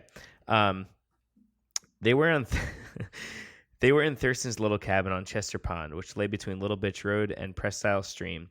They'd come here for a long fall foliage weekend, but most of the foliage they'd admired since Friday afternoon had been of the pubic variety. I had that too. I laughed out loud when I read that. That shit is so funny. Like not sexy too. It's like the pubic variety. Well, it's the kind of line too. You can see him like waggling his eyebrows when he writes it. You know? Yeah, it reminds me of like the sex scene in Armageddon with like when he's the animal cracker, and he's like, or the bushy forest. Like bushy forest. It's like, please don't call it a bushy forest. Like I just lost my lady boner. What else you got, Dan? Here, I'll skip around because I'll save some. I mean, I can do all the Thurston Carolyn stuff if you guys want. Well, I was gonna say I really like. Save it. I like this section with them. Yeah. The dope was right there, right next to the remains of the brie they had gorged on before commencing last night's fuckathon. I just love gorged and fuckathon. That really reminds me of the SNL, the professors in the hot tub. They're like, we were gorged on brie. With my lava. Before our fuckathon lava. Also, too, like eating I'm not. Obviously, people eat before sex or during sex, even, but like eating a bunch of brie, like that. It's I don't not know. a good idea. Yeah, it's kind of aphrodisiac for me, baby. Nice brie. You're like George and Seinfeld eating a sandwich during milkshake. Sex. Yeah. Here, all right. So here, I'll keep it on. Keep on going, Carolyn buddy. and Thurston, and I will say, I mean, where Junior and the rest of the policemen, Carter and them, break in, like it does get very unnerving. Oh, it is a very unnerving scene, but yeah. But even some of their lines, like, okay, this is right when they break in. This is Frankie DeLep says this. Check it out, Junes. Frankie DeLep said, "It's when horny met slutty." It's just and once again, I know these guys are supposed to be pretty stupid, and that is probably a joke a guy like that would make in your life, but it's just so unimaginative. Just like when which is I think and I love that's intentional, but that's also like what it's like when they find the porn that Big Jim has, and it's the laziest like porn names you can think of. Or similarly, when Benny talks about, hold on, there's a bit that made me laugh so hard about Benny looking at, here it is. Okay, this is early on, 177. He was happy to share the information with his homies, two of whom were those dauntless board benders, Nori Calvert and Benny Drake. Benny particularly enjoyed surfing the blondes in white panties site during his daily library period.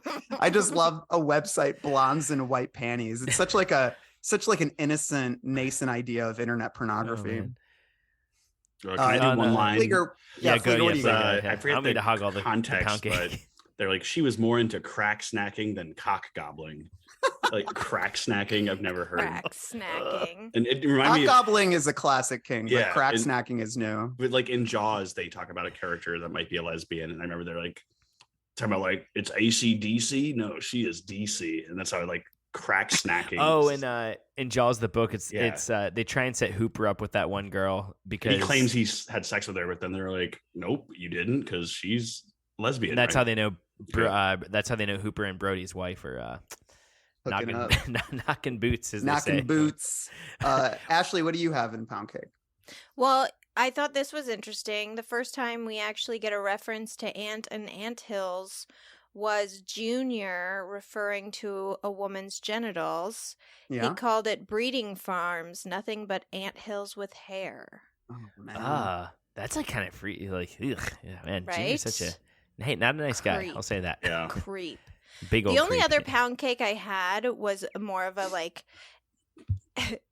it was the boogers in the cereal. Yeah. Oh, yeah. The boogers. That was a good one. Oh, the bugs. It caused a visceral reaction in me. I don't know if I like pictured something about eating boogers makes me want to die. Like I hate it. Like I could read all the other stuff. I think someone did something to it first too, right? Did they spit in it?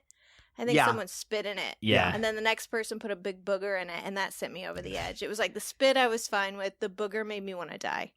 One of the most repulsive slices of pound cake in the King canon is in this final Dark Tower book where Fleeger, where those people called it at Finley and Pinley, at Blue Haven, they're like the not quite slow mutants, but they're sort of like and like they're almost like roots. But there's the one who they give the Sneech the bomb to plant in the garbage can, and he's like taking bloody mucousy tissues out of the wastebasket and eating it, and then sharing it with he's like saving them, saving them to so impress a girl. Oh my god, it's booger stuff. Hey, you want a fuckathon? You got to eat a certain kind of food, I guess, right? Fuck it, yeah. He brie or boogers. Brie or boogers. Speaking of like gross descriptions, you can tell King's having fun here. This is Andrea. This is when she's recovering from her drug addiction. Andrea made it to the bathroom, but not to the toilet, which was just as well. It was nearly filled with the stagnant, stinking brew that had been her body's output during the endless night just past. Just like that just made me laugh. And then brew. I know. She leaned over go on. She leaned over the basin instead, retching until it seemed to her that her very esophagus would come loose and land on the splattery porcelain, still warm and pulsing. I love the writing there. I think it's great. But like stagnant, stinking brew made me laugh. What did you? All right, so this is the one that I always remember, but I couldn't find it when I was going back to write these down. In the Carolyn Thurston scene, they comment on how big Thurston's dick is, and they call it like a dorkola. I've got it. Are you ready? What is that line? Go ahead, do it. That's like my favorite one. Junior was eyeing the equipment this move revealed. That's about the longest and skinniest dorkola I've ever seen. And don't they say something like, "Oh, it was indeed long and scary"? It's like King, God bless him, or something. And do you have the fart moment? Yeah, that's right. Okay, so this is page 304. Same scene. There's so much in that scene. It's like even when I first read it, I was like, "Oh my god, this is a lot." And once again, what's like funny / not funny about it is that there is actually really disturbing activity going on in this scene, and then it's just punctuated with like he just goes so far with it. Mhm. So there's assault, there's like borderline sexual assault for how they're treating Carolyn. I mean, there's all this horrible stuff, and then as if things weren't bad enough, this is Thurston going to Carolyn after they've like punched him. Thurston had reached Carolyn. He got to his feet, farting quite loudly as he did so.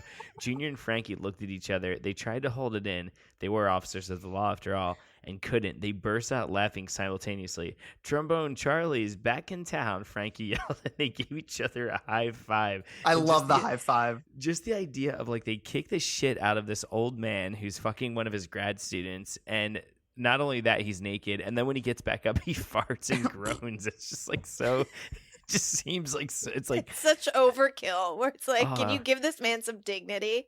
I know, exactly. There's another hey, farting... give him a big dick, I guess. So that's what. There's another farting skinny moment. Dick. Long skinny Dorkola. Earlier with Sloppy Sam, it's when Junior is like not letting him buy booze or whatever. Out through the door and down the steps, Junior holding the old man out in front of him. He was light as a bag of feathers, and Christ, he was farting, pow pow pow, like a damn machine gun. I just love, and Christ, he was farting. Laugh. Oh my god. Jackie Weddington, many mentions of her large breasts. They're described as gunshell titties, TIDDIES, multiple times.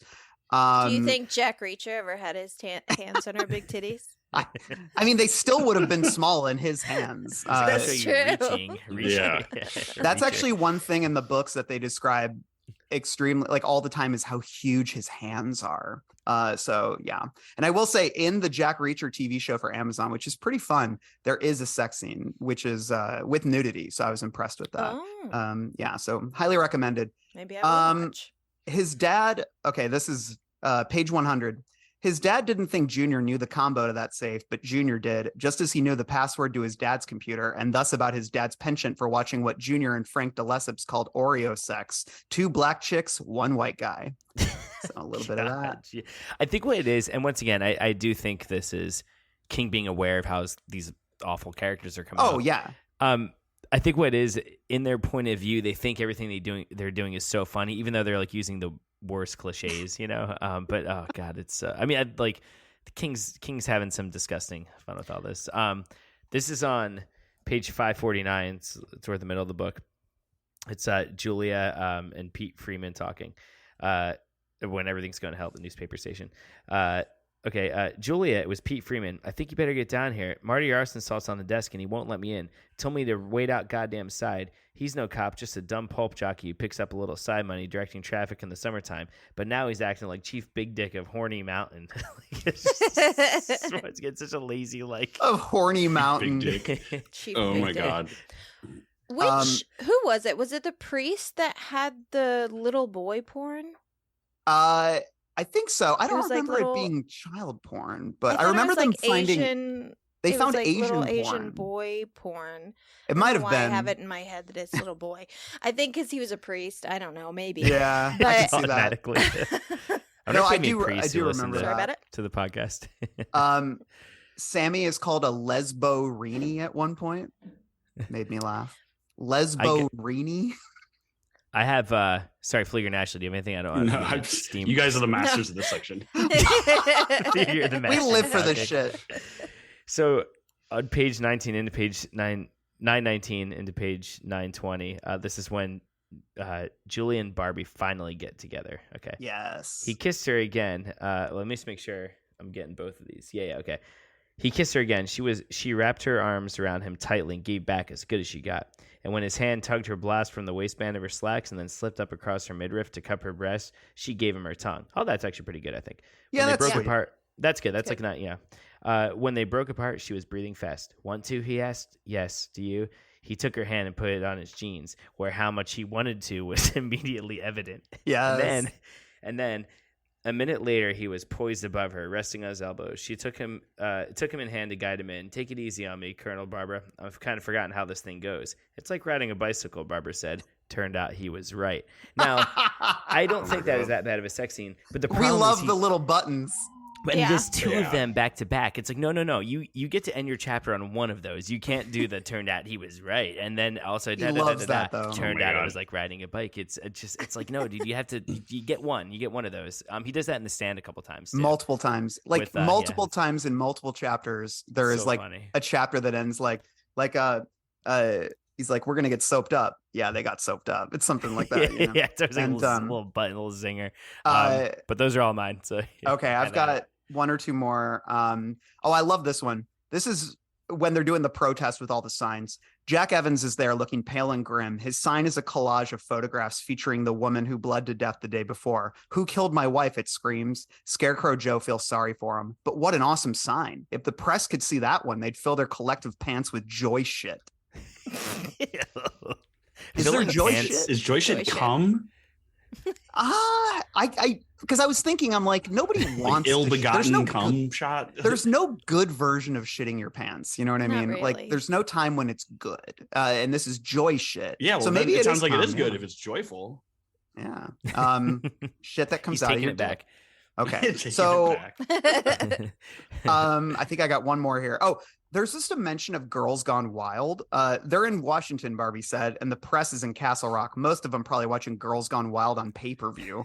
I just love that because it's so like innocent and sweet, In different era. 2009? Yeah. But wasn't it was a book or it was a DVD. It wasn't a pay-per-view.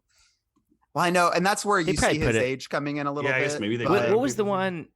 Didn't what's his face? Doug Stanhope was like the spokesperson for it. Show us right? where I remember babies those come commercials. from. It's what he says Yeah. famously. And, not Okay. good. But- Yeah, that's all I have. Okay, cool. That was a great round of pound cake.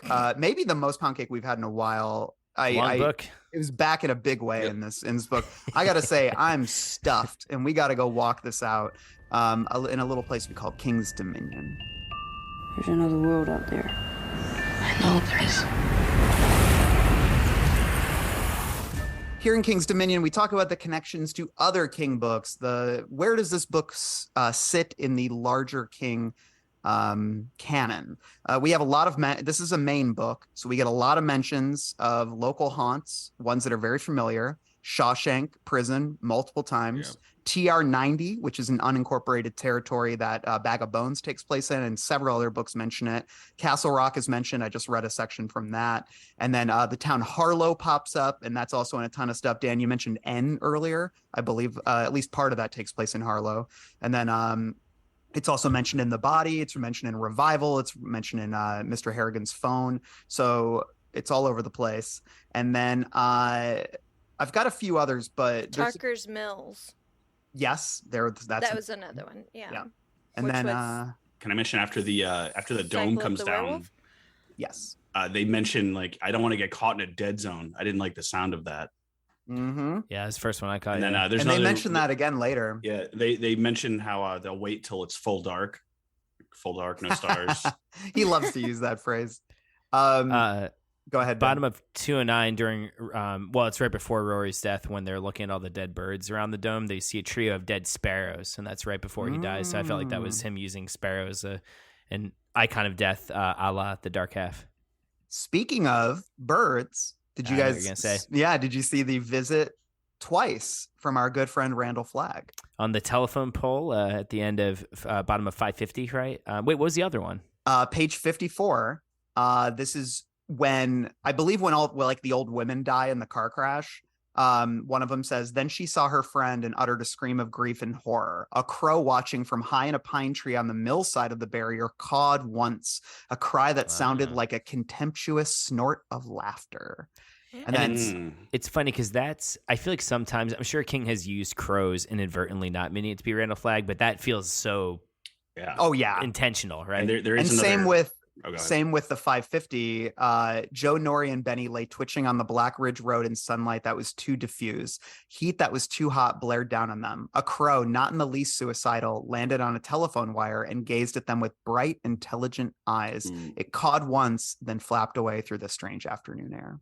And that's interesting too because so Randall Flagg is a character in the Dark Tower series, And The Mist is a real event that takes place in the Dark Tower series, but in Under the Dome, it is a film. Hey, man, there are more worlds than these. Yeah, we can always say that. But there's another That's Stan. true. There's another Stan reference too. There's like an idea is like a cold germ. Sooner or later, everyone always catches it. Oh, Captain good Trips. catch. What if like King's next novel is just it's short stories, but it's just like interludes between events in the Stand. And it's like him visiting Lloyd, and he's like, "Yeah, where you been around?" I was like, "Oh, well, I just watched this dome come down over a small town. It's pretty wild, Lloyd. You should have been there." Just like the most innocuous. That sounds tales. ridiculous, but I would still read the shit out of that. Yeah, I would too. Yeah. What else you guys got? I have the dome comes down at 11:44, and if you take 11 and add 4 and 4, you get 19. Oh shit! Nice. The Good hospital room is room 19, and the fire engine is engine 19. As the fire is being fought. Joe lives at 19 Mill Street, Mm-hmm. and the bus that shows up at the end is bus 19. Yep. And then it's Route 119 is the road that goes in and out. And then I thought like Horace, the dog, was sort of a twinner for Oi in a way. I might be pushing that, but We'll I take think it. there's That's room enough there. 237. Yeah. I got some Also, other room 237s. Oh wait, go ahead. I just read. Well, actually, I'm still about a third of the way through it. From a Buick-8, and the artifact gives off irregular flashes of purple light. Ooh. And the car from a Buick-8 did the same thing. Ooh, That's a good one. Nice. Interesting. I did not catch that. That's a good one. Mm. Let's see. Page 592. Someone says cell phones are the worst invention ever. What book just came out? Cell. Sell. Oh wait, Um, no. So I'm firmly in room 237 territory now, but 966, somebody mentions bodies being stacked like cordwood, Oh, he uses that a lot. Yeah, I Yeah, know. the Stand. but I've always got to use it. Were there any monkey Adam's apples? No, I did in not this? catch Yeah. one in this. Yeah. Although page 714, this is going to relate to a book that is coming out in September called Holly. A character is described as, Big Jim says, if she gets poopy and says the gun's her personal property, then blah, blah, blah. So Holly likes to describe everything as poopy. So No, it's weird. Every time I hear the novel Holly, all I can think of is that Blink-182 song they have with Robert Smith called All of This, and Tom DeLonge is going, "Use me, Holly, come on and use me." It's like it's really annoying. Like every time, and it's only when talking about that King book for some reason. I don't when know they make the movie, that song will play every time Holly enters the screen. She's gonna be like, there's like a montage of her solving an investigation. It's like, "Use me, Holly." Anyway, Go I've ahead. got this isn't so room 2 through 7. I don't think so. He has that one section in the book called "Play That Dead Band Song," which is a lyric from Warren Zevon's "Play It All Night Long." Warren Zevon was dead by this point, but King was a huge fan of his, is a huge fan of his, and wrote an essay talking about how he's one of the most underrated musicians in music. And Dr. Sleep, which hasn't come out yet, is dedicated to Warren Zevon. And I think they mentioned doesn't they mention a guy having a Warren Zevon T-shirt in this book? I think they do. Yeah. At some point in the book, there's and then when Warren Zevon died, Drive-By Truckers covered that song, but instead of saying "Play That Dead Band Song," they said "Play That Dead Man Song," in reference to him, which is cool. Anyway, great song. Play it all night long. Y'all should listen to it. page 1040. This is a spoiler for Rose Red, the miniseries, which we have an episode on. So jump ahead like 15 seconds if you don't want the end spoiled. But the way that Big Jim, all the ghosts of those he wronged, basically appear with him in the fallout shelter where he's hiding, very similar to what happens to Nancy Travis at the end of Rose Red. I was reminded very vividly of that. Bit of room 237, and then one that I'm surprised none of you brought up, page 697, old Rami, the French guy, he says, he's basically talking about the bomb that blew up the fire that destroyed the Democrat. And he's like, "Oh, I heard that guy Barbara again, he's friends." And then Julia says, "Do you believe that?" And he goes, "Oh, I'm a believing soul. When Bush said there was nukes and such in Iraq, I believe that. I tell people he's the guy who knows. I also believe that Oswald acted alone. Me." So we have a little bit of a tease for 11/22. Although he loves to make references to the Kennedy assassination. I've been pointing that out for like many of the last several books. It was very heavy on his mind. So it's interesting. Is he ever going to write about RFK Jr.? God, I hope real not. horror story. Yeah, jeez. Oh my God.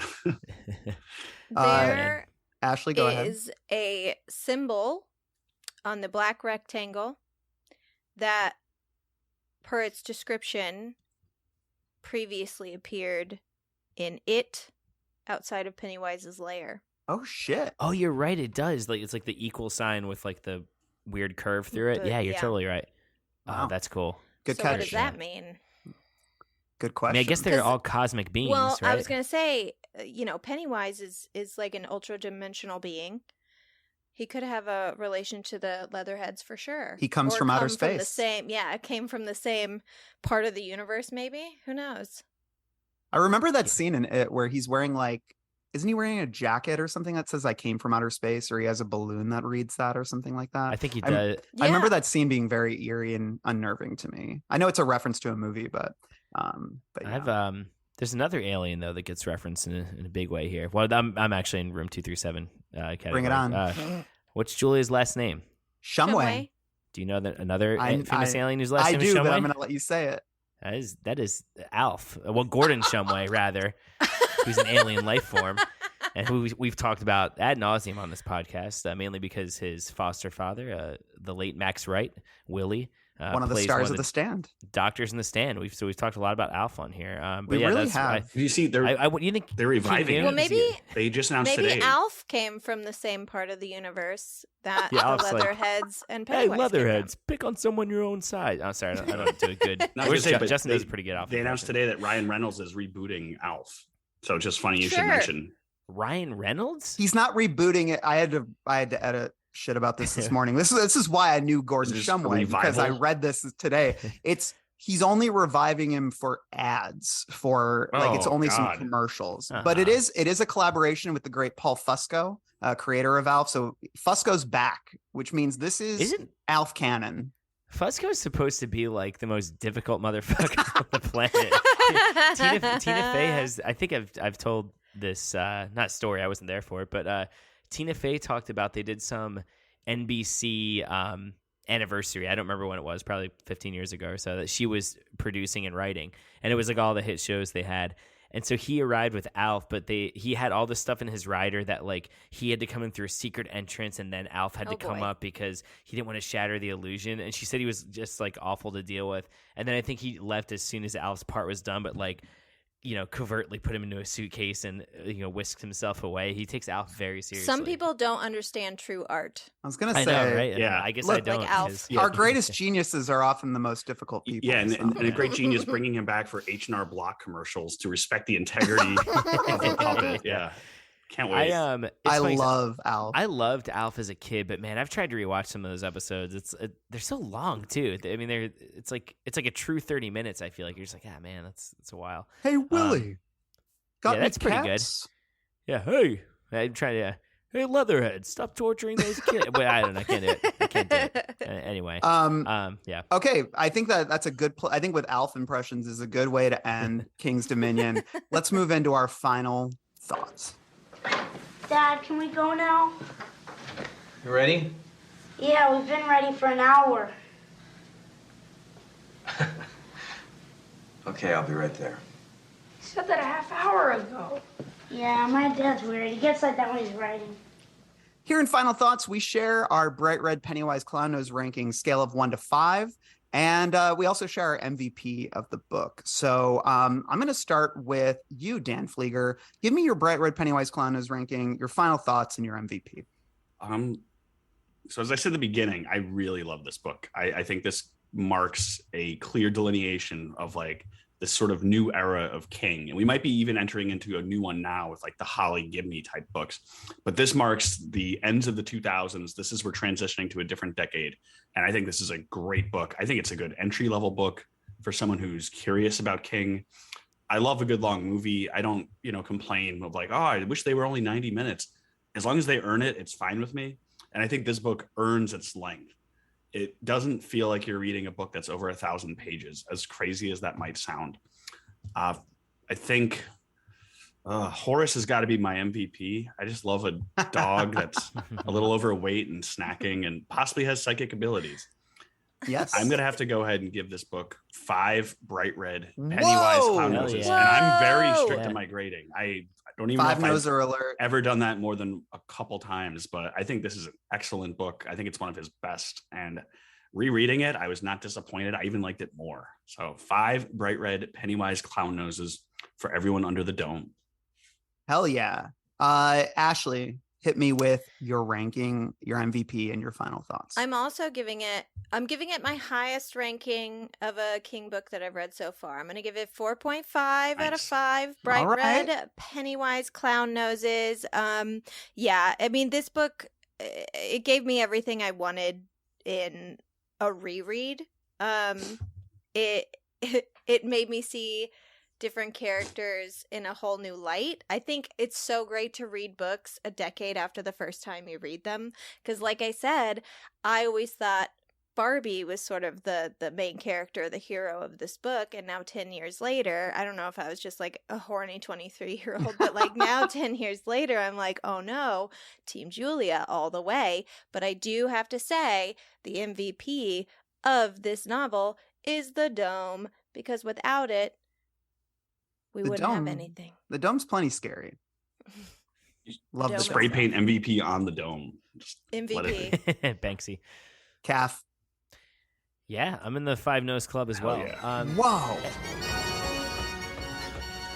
And here's the thing. I mean, yeah, there are some, as we went over in Misery, there are some slightly cringy parts. But once again, there aren't huge stretches that they're small. I can't even think of like a sequence that I don't like because everything's so quick. He's just has a mastery of moving this thing along, which isn't always the case with long books. It's not always the case with King's longer books. Also, too, I think anything that comes off as slightly cringy feels like it has its place in this book because the tone is so knowingly over the top. So it's almost like he's throwing a lot against the wall and he's doing joke, bit, horrifying experience. He's shooting so many baskets and he's sinking most of them. So when he doesn't make one, it doesn't bother me that much. I love how epic it is. I can't think of another novel that's this long that moves this fast and has such a satisfying conclusion for me. Once again, I'm a stand for the Leatherheads. I think that's a totally unique ending, and rereading it is more rewarding because you pick up on those little hints about ants and compassion and whatever else. So yeah, 5 Noser for me. I'm not saying it's without its flaws, but I think something this big and epic is going to have a few flaws here and there, so it still deserves that highly coveted rating. And yeah, my MVP, once again, it's a dynamic duo. It's Chef and Andy. Love those scenes together. They're funny. They're terrifying.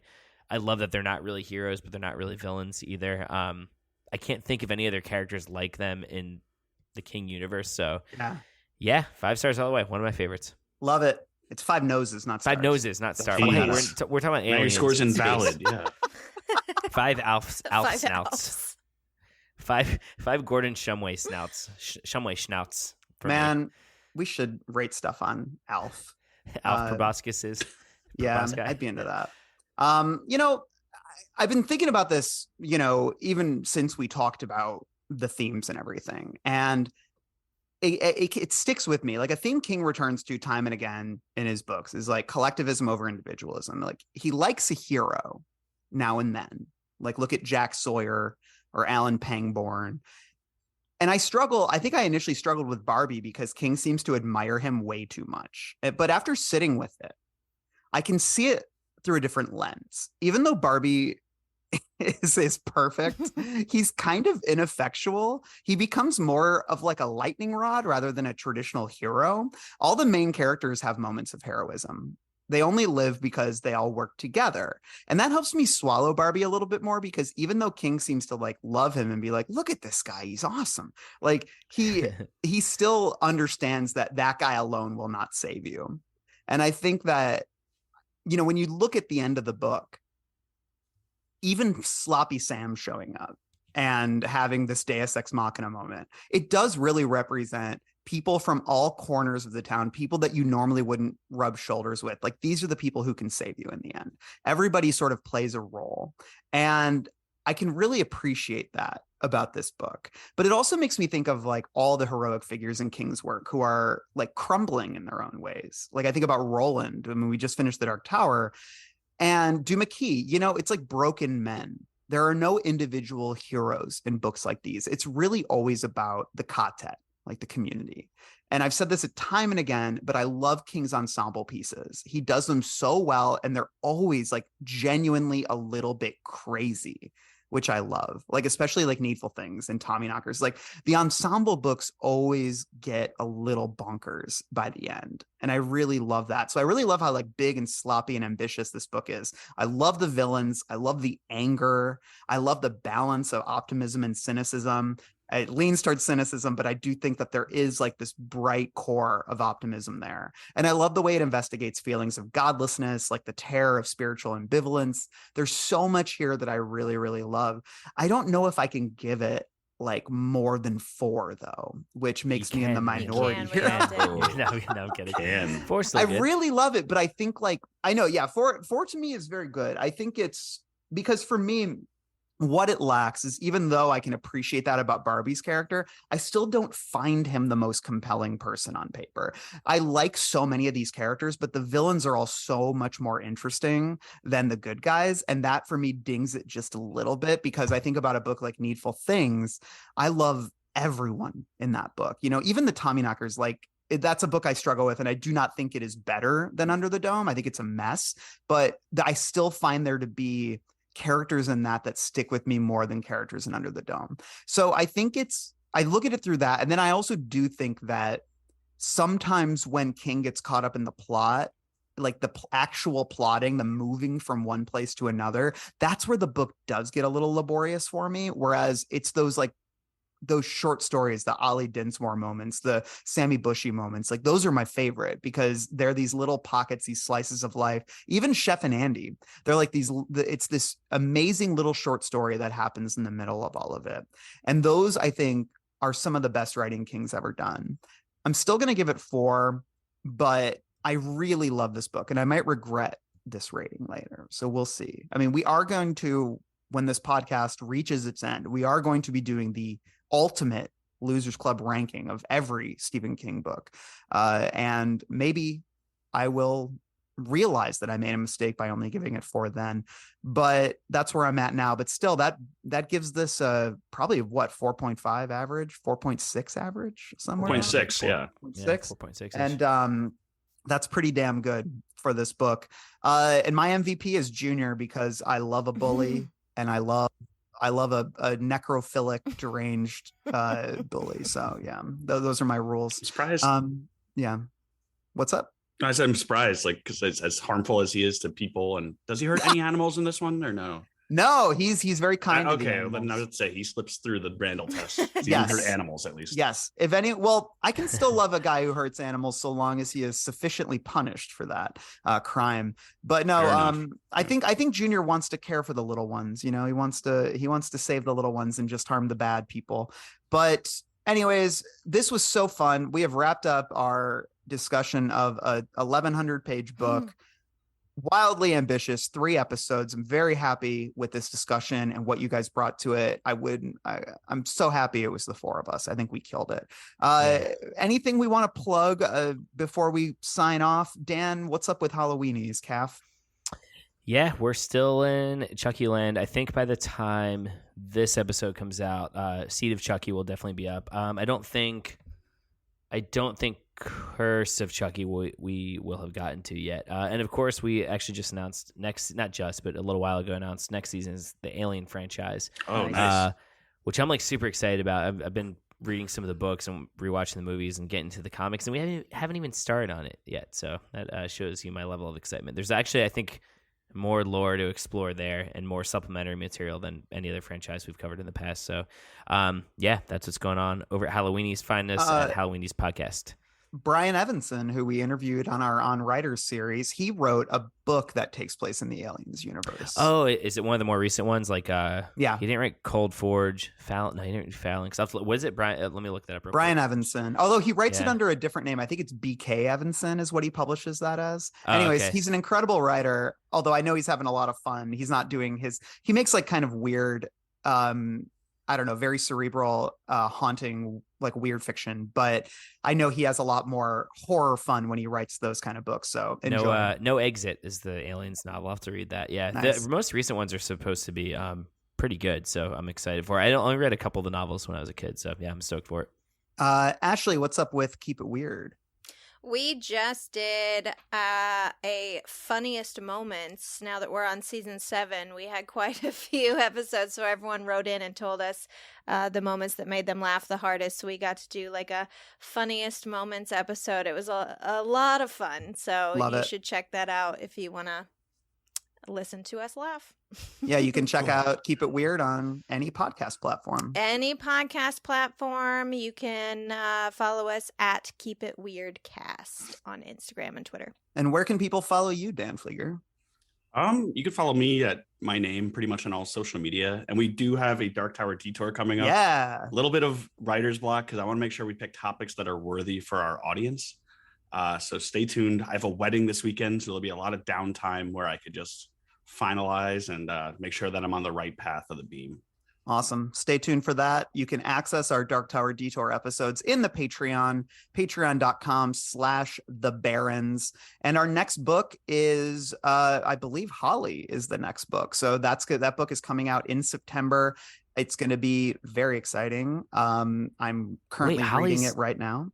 Oh, you're right. That is there next. That's before 11/22. Yeah. 11/22. Yeah, we're hitting in the fall. We're going to celebrate it in November. Very cool. And then, but we are going to be talking about a few other Under the Dome related things. We are going to be talking about the cannibals, which we talked about a bit in the first episode, but we're going to do an archives episode on the Patreon, delving into those like 60 pages that King has released of the cannibals. We're going to talk about differences, similarities, what seeds of this book that do we see in that initial draft. We're also going to be talking about the Under the Dome TV series, which we again mentioned a few times on this pod, but we're going to be delving into that a lot deeper on a pod in August. So stay tuned for that. It's going to be a lot of fun.